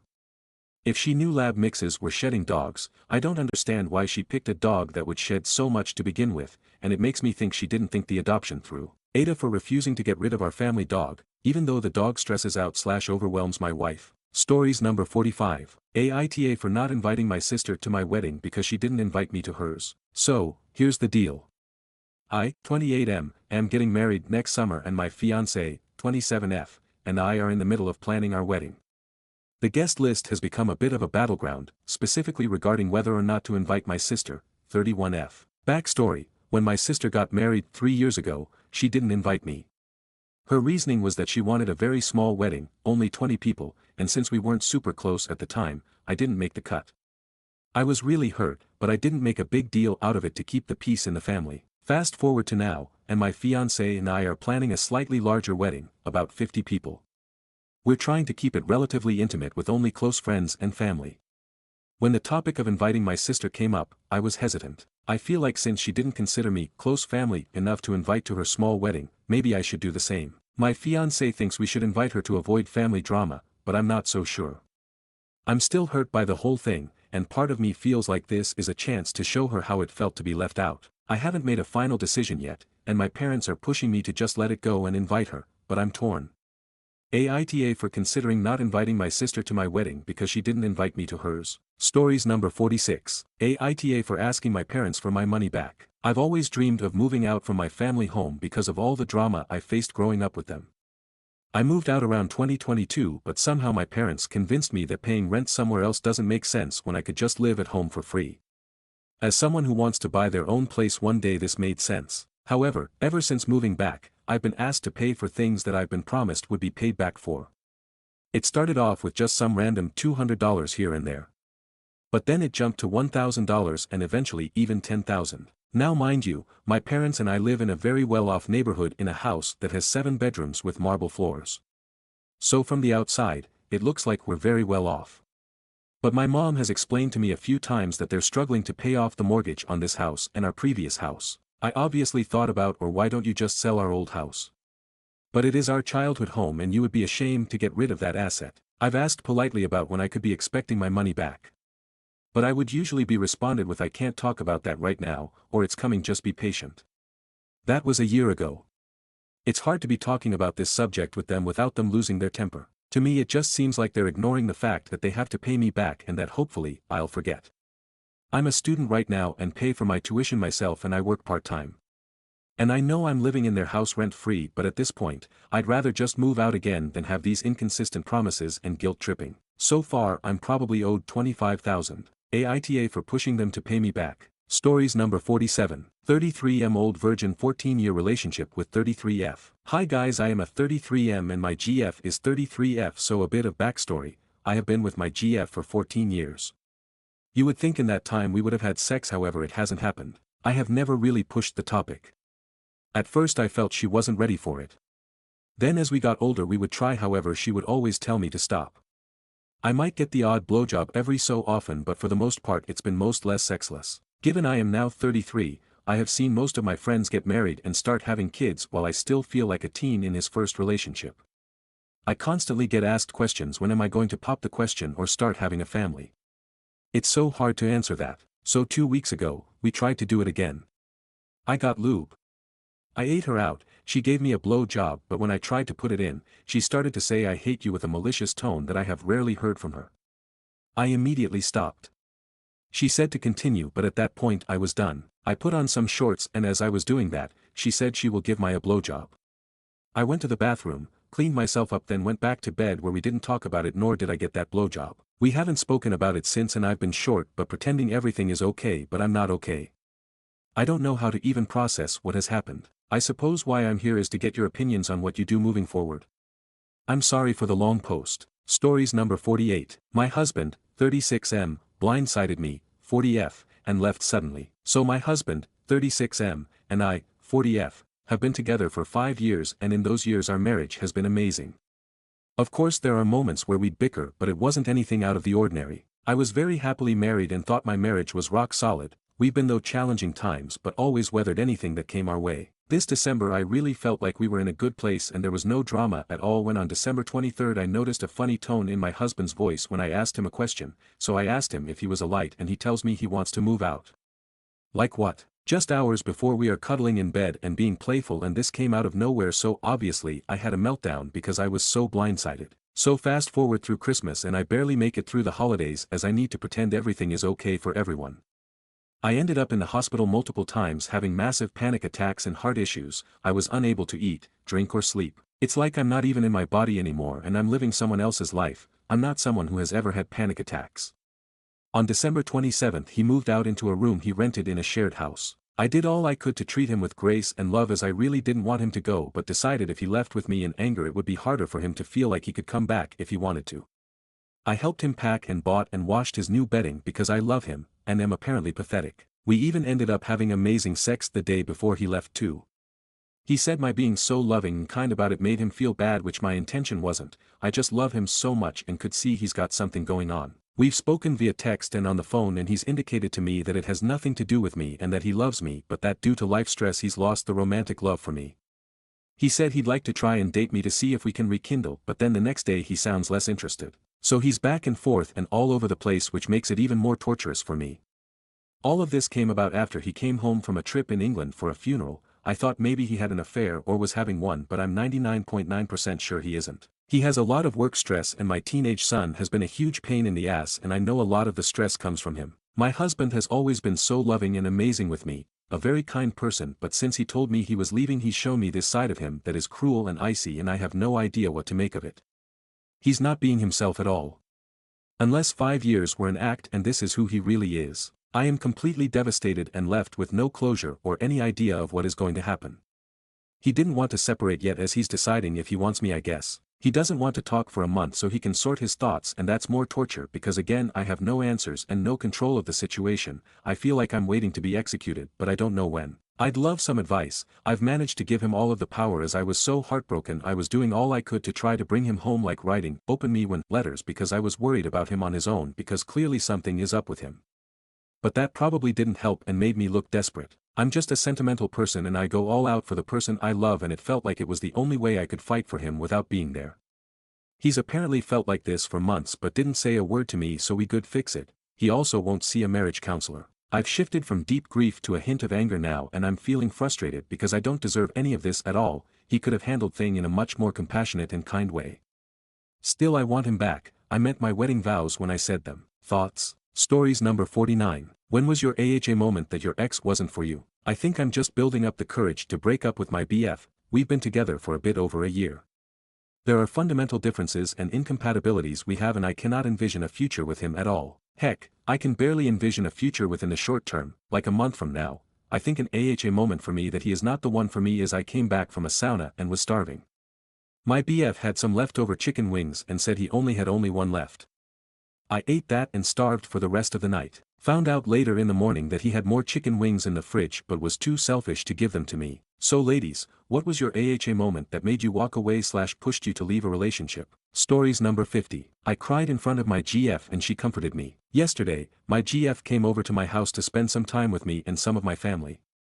While waiting for some of my family members to arrive, my GF and I were cuddling in my room with me on top of her while she ran her fingers through my hair. It was the first time I've ever felt such an immense feeling of comfort, safety, and happiness that I, no matter how hard I tried, started to cry. My GF obviously noticed and asked me what was wrong.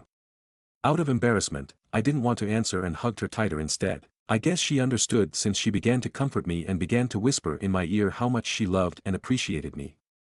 Today, she texted me and asked me if I got emotional because of something she said or did wrong, and I reassured her it was the opposite and explained the real reason. She then told me she always wanted to make me feel safe, cherished, and loved, and that she was very happy I was vulnerable with her. I'll never know what I did to deserve such a loving and amazing girlfriend, but I really, really love her and always will. Just wanted to share this for y'all. Thanks for reading. Stories number 51. He threw a snowball at me, so I've been stuck inside because I've got laryngitis real bad. I've been communicating using a text-to-speech app because my voice is completely gone. It's fun sounding like a robot. We're dealing with a bad winter storm right now, snow and sleet and everything. Normally I'd be outside playing in it for at least a little bit, but I feel so sick that I'm just not up to it. My husband braved the weather to go to the corner store to get juice for me to keep my blood sugar up, and when he came back he knocked on the door. I got up to let him in, wondering why he didn't just use his key, and bam. Snowball straight to my gut.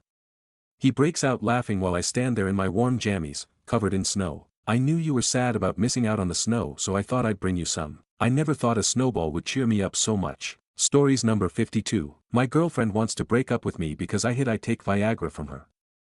42M, 38F. 42M girlfriend is a 38F we have been dating for about 7 months. Lately, I don't know if I am getting the beginning stages of E.D. or have some performance anxiety going on or both. I got a script for Viagra, and didn't tell her about it. Well, she found the pills yesterday, and now she is heartbroken because I hid this from her, and doesn't trust me anymore.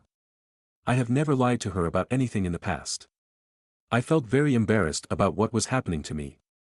Felt that I wasn't taking care of her in bed, and didn't know how to bring it up to her. So I hid it. Now my entire credibility is gone. She's not upset that I took the pills. She feels betrayed that I wasn't open with her about it. I felt ashamed, embarrassed, and depressed over it. I know I should have been forthcoming about it, but now I'm viewed as a liar.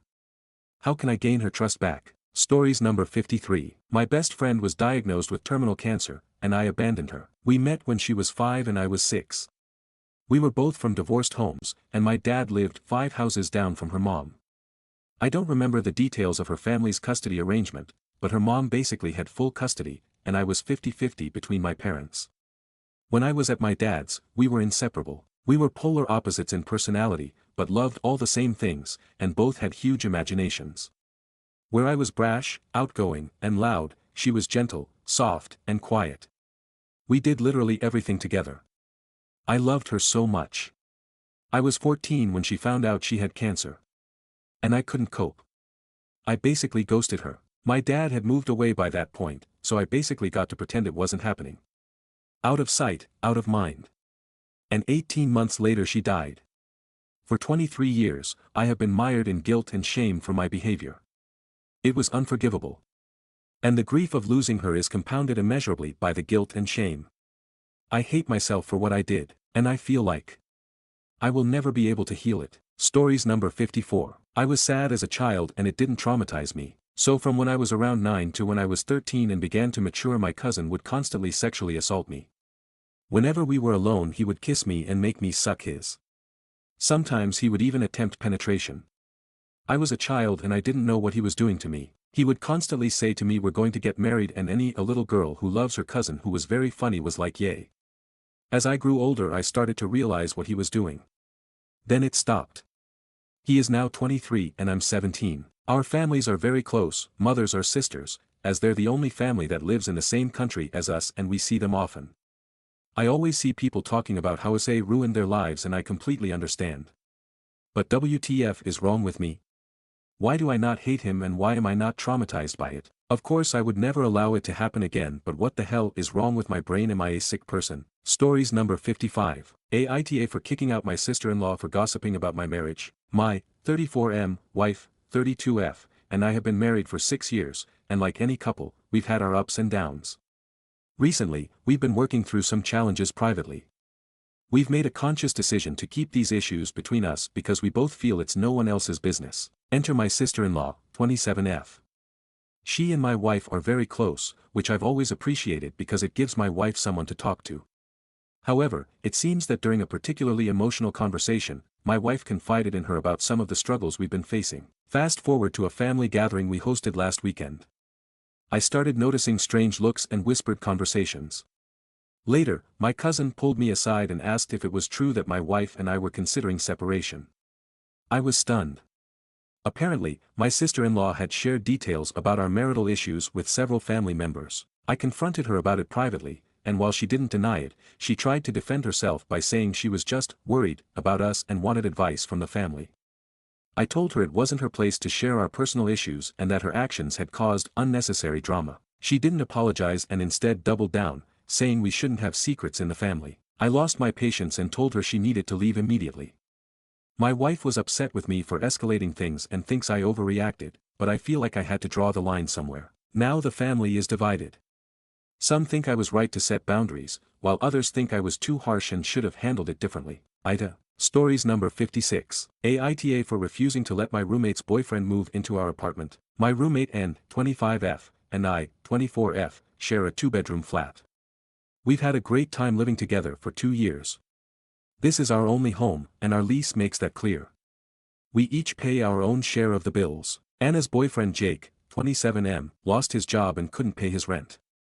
Anna asked if he could stay in our room for a short time while he gets his life back on track.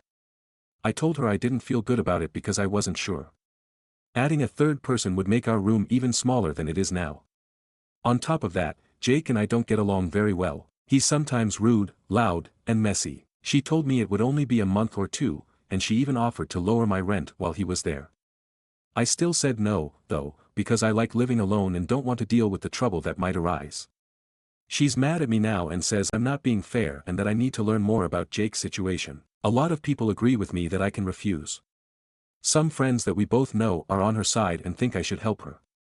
I'm sorry I'm making things harder for Anna, but I also think I have the right to keep my home safe. Aita. Stories number 57. I failed my child. I've spent the last nearly 20 years in constant fear from my ex. He was showing signs of abuse towards my oldest about the time I got pregnant again, although before that there were signs against me, I just didn't recognize them. Court dates, broad and targeted smear campaigns, outright wild accusations, threats, invasion of my home, medical abuse, isolating me from friends, sporadic support payments, brainwashing my child, physical and sexual abuse of my child, abusing me through my child, neglecting my other child, putting them both in physical harm, food abuse developing into eating disorders, it goes on. When there wasn't anything happening, I was in constant high alert for when something would happen. Therapy, reading, learning how to handle people like this. Learning gray rock, court procedures, how to handle the issues with my kids, legal proceedings from my oldest breaking the law. It's been an endless, silent war. I have no real friends. My parents are the only ones who know most of it. All that is background. In a recent conversation, my now adult oldest told me they were worried about me because I let people take advantage of me. This because my first reaction to conflict is to de-escalate, think it over for a while, then decide if it's worth confrontation. This has saved me and them over the years. It's ingrained in me. I'm not conflict avoidant, but I pick my battles very carefully. I've had to. It's devastated me that they think I never defended them because they never saw a strong, immediate defense from me. It cut right to the core. I've been battling suicidal ideation the past year or 2 since both of my kids extracted themselves from their dad. I know I've never been enough as a mom or a woman. I've never navigated the minefield well enough. I hate admitting it, but this child has put me through more than even my ex. They have benefited from this personality trait more than anyone else. They said they were worried, but really they are angry at me for not handling things the way they think I should.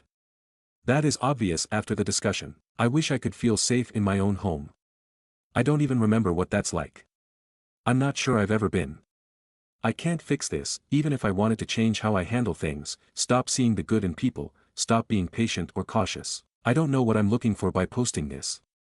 Maybe my story can help others know they aren't alone. I just feel so miserable and hurt, and my child can't see any of it. I want to quit parenting so badly I can taste the acid of it. I'm so very tired. I've been so tired for so long. Is there any hope that someday, I can build my own life again? Edit. I'm not going to respond to any more comments castigating me. I've reached my limit for now. You can't say anything disparaging to me that I've not said to myself a million times in the last 20 years. I've been to therapy for 2 decades, the bulk of my real life has been focused on helping my kids. I'm allowed to feel what I feel here, where they'll not see it. It's taken a lot of therapy to even acknowledge that my child has put me through so much. I hope that someone is helped by my vulnerability here. This is part of abuse that people don't really talk about, and if the price of peeling back the facade is getting beat up by people, so be it. But I'm sorry I can't handle any more rawness right now. I need to get back to life. Edit again, I said my kid put me through more, not that they are worse than my ex. My relationship with them has been nearly 4 times as long as with my ex. They have put me through more. But I'm very proud of them, I love them, and they'd be the first to defend me to people who misunderstand what I said and chose to attack me for it, if I would let them know they hurt me so badly, which I wouldn't. Stories number 59. The Love I Lost, a story of betrayal and heartbreak. I met Michael when I was 21 years old. I was a shy, introverted college student who had always struggled with relationships. I had a few crushes here and there, but nothing serious. That all changed when I met him. He was charming, confident, and incredibly sweet. We clicked immediately. And what started as a casual conversation quickly blossomed into something more. Michael was everything I had ever wanted in a partner, and I thought I had found the one. Our relationship was perfect in every way, or so I thought. We laughed together, supported each other through our individual challenges, and dreamed about the future. We made plans to move in together, to travel, and to eventually get married. It all seemed so easy, so effortless. I had never been so sure about anything in my life. We got engaged after 3 years of dating. The proposal was everything I had dreamed of, a quiet, intimate moment where Michael got down on one knee in the park where we had our first date. I said yes without hesitation, excited for the next chapter in our lives. But little did I know, that chapter was about to come to a tragic and unexpected end. Everything started to fall apart when I noticed Michael's behavior changing. It was subtle at first, small things like being distant or coming home late from work. I told myself it was just stress from his job or maybe something else, but deep down, I knew something was wrong. I tried talking to him, but every time I asked, he brushed it off, telling me he was just busy. I wanted to trust him, but the nagging feeling in the back of my mind wouldn't go away. One evening, I came home from work early to surprise him. I wanted to do something nice, maybe make his favorite dinner or just spend some quality time together. But when I walked into our apartment, the sight that greeted me stopped me in my tracks. Michael was sitting on the couch, and next to him was another woman. They were laughing, and from the way they looked at each other, I knew something wasn't right. At that moment, I felt like my entire world had crumbled beneath me. I was frozen, unable to move or speak. Michael noticed me standing in the doorway, and his face went pale. The woman immediately stood up and started to gather her things, but I couldn't look away from Michael. He stood up too, his eyes filled with guilt and shame. I didn't say anything at first. I couldn't. All I could think was, how could this happen? How could he do this to me? Finally, after what felt like an eternity, I managed to choke out the words, "Who is she?" Michael looked at the floor, unable to meet my eyes. "Her name is Emily," he said, his voice barely above a whisper. I'm so sorry. I never meant for this to happen." I felt a wave of nausea wash over me. My body went cold, and my heart shattered into a million pieces. The man I had loved, the man I had planned my entire future with, had been unfaithful to me. How could he betray me like this? How could I have been so blind? Emily left without saying a word, and I was left alone with Michael. The silence between us was suffocating. Finally, I found my voice again. "How long?" I asked, my voice trembling. 6 months, he confessed, his voice shaking with regret. "I didn't want to hurt you. I never meant for it to go this far, but I just couldn't stop. I could hardly breathe." 6 months. 6 months of lies, of pretending everything was fine, of planning a future together while he was with someone else. I felt like I was suffocating under the weight of it all. "I trusted you," I said, my voice barely above a whisper. "How could you do this to me?" "I never wanted to hurt you," he said, tears in his eyes. "It was a mistake, a horrible mistake." But I couldn't look at him anymore. The love I had for him was still there, but it was buried beneath a mountain of hurt and betrayal. I couldn't see him the same way anymore. Everything he had ever said to me, everything he had promised, now felt like a lie. That night, I packed my things and left. I didn't know where I was going or what I was going to do, but I couldn't stay with him. I couldn't pretend like everything was okay when my heart was breaking. I moved in with a friend, and in the days that followed, I tried to process what had happened. My mind kept replaying that moment, Michael and Emily on the couch, their laughter echoing in my ears. I couldn't shake the image from my mind. In the weeks that followed, Michael called and texted me constantly. He begged me to talk to him, to give him another chance. He apologized over and over again, telling me how much he loved me and how sorry he was, but no matter how much he begged, I couldn't forgive him. How could I? How could I ever trust him again? I ended up breaking off the engagement, and I couldn't bring myself to see him again. He tried to reach out, but I blocked him on everything. The pain of seeing his face, hearing his voice, was too much to bear. Months passed, and slowly, I started to rebuild my life. I focused on myself, on healing, on finding happiness again. I went to therapy, surrounded myself with supportive friends and family, and eventually, I started dating again. But no matter how hard I tried, I couldn't shake the feeling that I had lost the love of my life. It's been over a year since that day, and I still think about him sometimes. I still wonder what would have happened if things had been different, but deep down, I know that I made the right choice. I deserve someone who will love me, who will be faithful to me, and who will never betray me. And though it still hurts, I'm learning to accept that the love I thought I had was never truly mine to keep. I'm moving on, one day at a time, and maybe someday, I'll find love again. But for now, I'm healing, and learning that some things are better left in the past. Stories number 60. The One That Got Away, a story of lost love and regret. I was 27 when I met Chris. We met at a friend's party, one of those laid-back gatherings where everyone is just enjoying drinks and music, talking about everything and nothing. I was there with a few of my friends, just trying to unwind after a long week at work. I wasn't looking for anything serious. I had just gotten out of a pretty rough relationship and wasn't ready to jump into another one. But when I saw Chris, something inside me shifted. He was standing near the kitchen, laughing at something a friend had just said. He had this carefree energy about him that instantly pulled me in. His smile was infectious, and his blue eyes sparkled with mischief. We ended up talking about music, and I could tell he was one of those people who could talk about anything and make it sound interesting. He had a way of making you feel like you were the only person in the room. We exchanged numbers that night, and from there, things moved quickly. Our first few dates were amazing. He would pick me up from work, and we'd go grab dinner or take a walk in the park. We had so much in common, from our taste in movies to the way we both liked to travel. It felt like I had found my match, the person I could see a future with. There was no doubt in my mind that Chris was someone special. After 6 months of dating, we talked about moving in together. It felt like the natural next step. I was so happy, and it seemed like everything was falling into place. We found a small apartment in the city, and I remember that first night we moved in together, just the two of us in our new space, surrounded by boxes and bags, but feeling like we were exactly where we were meant to be. But soon after we moved in, things started to change. It was subtle at first, small shifts that I tried to brush off. Chris started working longer hours, and I started seeing less of him. I was understanding at first. His job was demanding, and he had always been ambitious. But as the weeks went on, I started feeling the distance growing between us. The late nights, the sudden plans with friends that he didn't bother to tell me about, it felt like he was pulling away. I tried talking to him about it, but every time I brought it up, he'd brush it off. It's just work, he'd say. I'm just tired. It's nothing to worry about. But I couldn't shake the feeling that something was wrong. I started to wonder if maybe he wasn't as invested in the relationship as I was. Was he still in love with me? Was I just a convenience for him? Things came to a head one night when I came home early from work. I had planned a surprise for Chris, his favorite dinner, a bottle of wine, and a movie I knew he'd been wanting to see. But when I walked into the apartment, I found him on the couch, texting someone on his phone. His reaction when he saw me was immediate. He quickly put his phone down and tried to act normal, but I could tell something was off. "Hey, what's going on?" I asked, trying to keep my voice steady. He looked at me, his eyes shifting nervously. "Nothing, just work stuff." But I knew I had always trusted my gut, and it was telling me something was wrong. I sat down next to him, trying to stay calm. "Chris, who were you texting?" He hesitated for a moment, then sighed. "It's just a friend, nothing serious." But I couldn't let it go. I pushed further. "Is it someone you've been seeing?" He froze, his face going pale. "What? No, I'm not seeing anyone else. It's nothing." But I didn't believe him. I could see the guilt written all over his face. "Chris, you've been distant for weeks now. I don't know what's going on, but I can't keep ignoring this." That's when he finally admitted it. He told me that he had met someone else, a coworker who had been in his life for the past few months. At first, it was just a friendship, but over time, it turned into something more. He had feelings for her, and he was confused about what he wanted. He said he didn't know how to tell me, but he knew he couldn't keep living a lie. I felt like I had been hit with a ton of bricks. The man I thought I was going to spend the rest of my life with had fallen for someone else. All the love I had poured into our relationship, all the trust one had placed in him, it meant nothing to him. "I'm so sorry," he said, his voice breaking. "I never wanted to hurt you. You don't deserve this." I didn't know what to say. I was in shock, my mind racing, my heart breaking. How had I not seen this coming?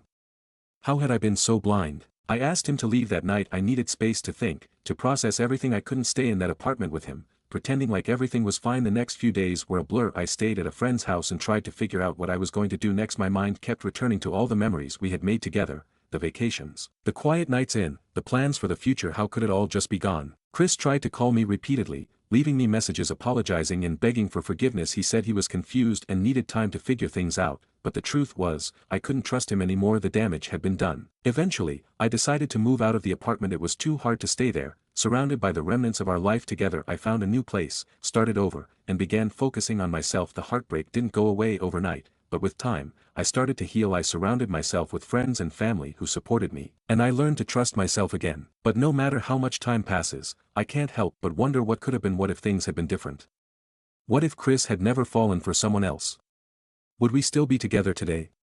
The love I had for him was real, and the pain of losing him still lingers. It's been 2 years since we broke up, and I've dated other people since then, but I still think about him from time to time. The one that got away. I learned a lot from that relationship. About trust, about love, and about myself. And even though it still hurts, I'm learning to move forward. Maybe one day, I'll find love again, but for now, I'm learning to be okay on my own. Stories number 61. The moment I realized he wasn't the one. I met Daniel during my sophomore year of college. He was one of those guys who seemed to have it all together, handsome, smart, charming, and just the right amount of funny. I'd seen him around campus a few times, but we hadn't officially met until a mutual friend invited us both to a party. The first thing I noticed about him was his smile. It was genuine, the kind of smile that made you feel like you were the only person in the room. We spent the entire evening talking, laughing, and exchanging stories about our lives. It felt easy. I had just gotten out of a messy relationship and wasn't looking for anything serious, but Daniel made me feel like I had known him for years. There was an undeniable chemistry between us, and by the end of the night, he asked for my number. For the next few weeks,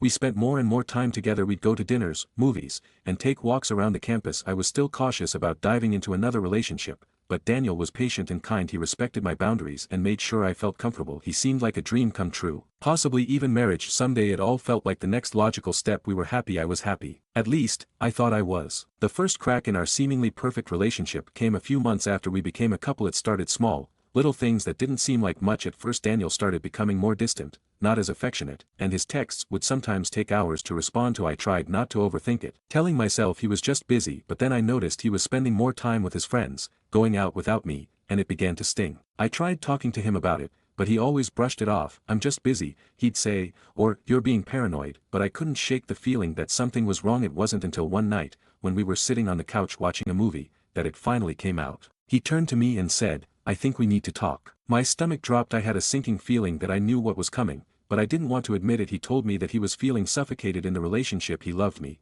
but he wasn't sure if we were moving at the right pace. He said he needed space and time to figure out what he really wanted. I was devastated. I thought I had done everything right. I had given him space when he needed it, supported him through tough times, and never asked for too much. But here he was, telling me that I wasn't enough. I begged him not to give up on us, but he insisted it wasn't about me, it was about him. He needed to figure out who he was without me, and he didn't think he could do that while in a relationship. That night, I went to bed with tears streaming down my face. I didn't know what to do. I loved him, but it felt like he was slipping away from me, and no matter how hard I tried to hold on, I couldn't stop him. Over the next few weeks, things only got worse. Daniel started spending more time away from me, and when we were together, it felt like we were strangers. We barely talked, and the moments of affection that had once come so naturally were now forced. I kept wondering if I was doing something wrong, if maybe I was the problem, maybe I was too needy, too clingy, but deep down, I knew that wasn't it. One night, I came over to his apartment unannounced. I knew I shouldn't have, but something told me I needed to see him. When I walked through the door, I found him in the middle of a conversation with another girl. She was sitting on his couch, laughing, and they were talking in a way that felt far too familiar. It didn't take long for me to realize that this wasn't just a casual friendship. There was something more between them.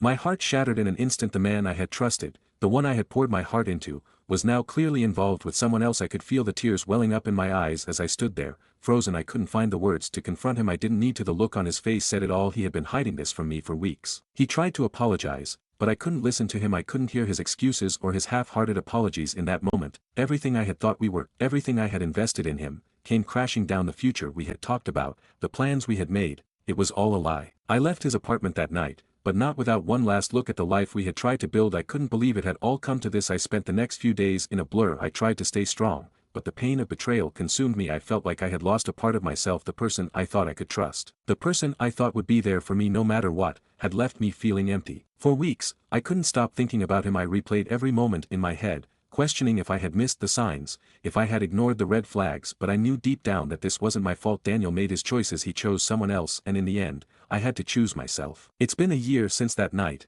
and while the pain has faded, I still think about him, not in the way I used to, with longing or regret, but with a sense of closure. I've learned a lot from that relationship, about love, about trust, and about myself I've also learned that I deserve someone who values me, who won't take me for granted. Daniel was my first real love, and I will always cherish the memories we shared, but I've also come to understand that sometimes, love just isn't enough. Sometimes, you have to let go to move forward. And while I still think about him, I no longer miss him because I've found peace in the person I've become since then. Stories number 62. The betrayal that changed everything. I never thought something like this would happen to me growing up. I was the kind of person who believed in the fairy tale version of love, the kind where two people meet, fall in love, and live happily ever after. That was me and Jason, at least, I thought it was. Jason and I met when I was 19. I was at a coffee shop, minding my business. When he walked in, he was tall, with dark hair and an easy smile. We struck up a conversation about the book I was reading, which, looking back, is so cliché, and we instantly hit it off. We started seeing each other, and within a few months, we were inseparable. He made me laugh,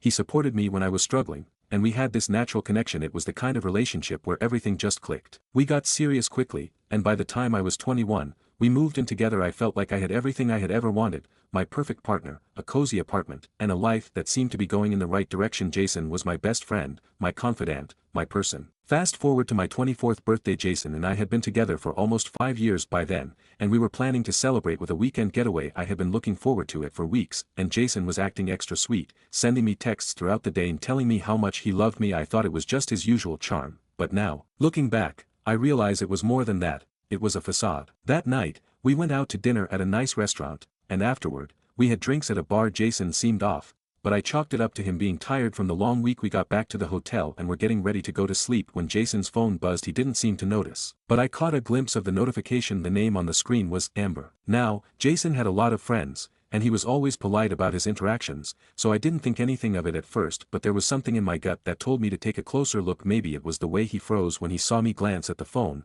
or maybe it was the nervous laugh that followed. Either way, I felt my heart start to race as I reached for his phone. "Don't," he said, his voice suddenly tight. I didn't listen. I unlocked his phone and opened the message thread with Amber. My stomach dropped as I read the messages. They were flirtatious, full of inside jokes, and worse, there were explicit texts. I felt like I had been punched in the gut. This wasn't the first time I had found something that didn't sit right with me. There had been hints before, little moments where Jason seemed distant or distracted, but I never imagined it would lead to this. The realization hit me like a ton of bricks. Jason had been cheating on me, and not just with anyone. He had been having an affair with Amber, someone he'd known for a while, and apparently, they had been seeing each other for months. I was numb, my hands shaking as I read more of the conversation, my eyes blurred with tears, but I couldn't stop reading. It was like I needed to know everything, even if it broke me. When I finally looked up at him, he was standing there, his face pale, the weight of his guilt visible in his eyes. "I can explain," he said, his voice shaking. I didn't know what to say. I wanted to scream, to cry, to throw the phone at him, but I didn't. I just stood there, staring at him in disbelief. How could he do this to me? How could someone I had trusted with my whole heart betray me like this? I never meant for it to happen, he stammered. I cut him off. "How long?" I asked, my voice barely above a whisper. "A few months," he admitted, his face falling. "I'm sorry, I didn't want to hurt you." But the damage was already done. His apology felt hollow, like it was just a way to try and ease his own guilt. It didn't change what had happened. It didn't change the fact that he had chosen someone else over me. I could feel the tears welling up, but I refused to let him see me cry. Instead, I grabbed my things, walked out of the hotel room, and went to sit in the car. I didn't even know where I was going, but I just needed to get away. I needed air, space, something to breathe, because I couldn't stay there for another second. Jason followed me, his voice calling my name as I walked to the car, but I couldn't face him. I couldn't look at him. He had shattered everything I thought I knew about love, about trust. The drive home was a blur. I don't even remember how I made it back to my apartment. All I could think about was the betrayal, the lies, and the fact that everything I thought was real had been a lie. In the days that followed, I tried to make sense of what had happened. I confronted Jason again, and we talked, or, more accurately, he apologized. He begged for forgiveness, said that he was confused, that it wasn't me. It was him. He asked for another chance, but I couldn't give it to him. I couldn't look past what he had done. How could I ever trust him again?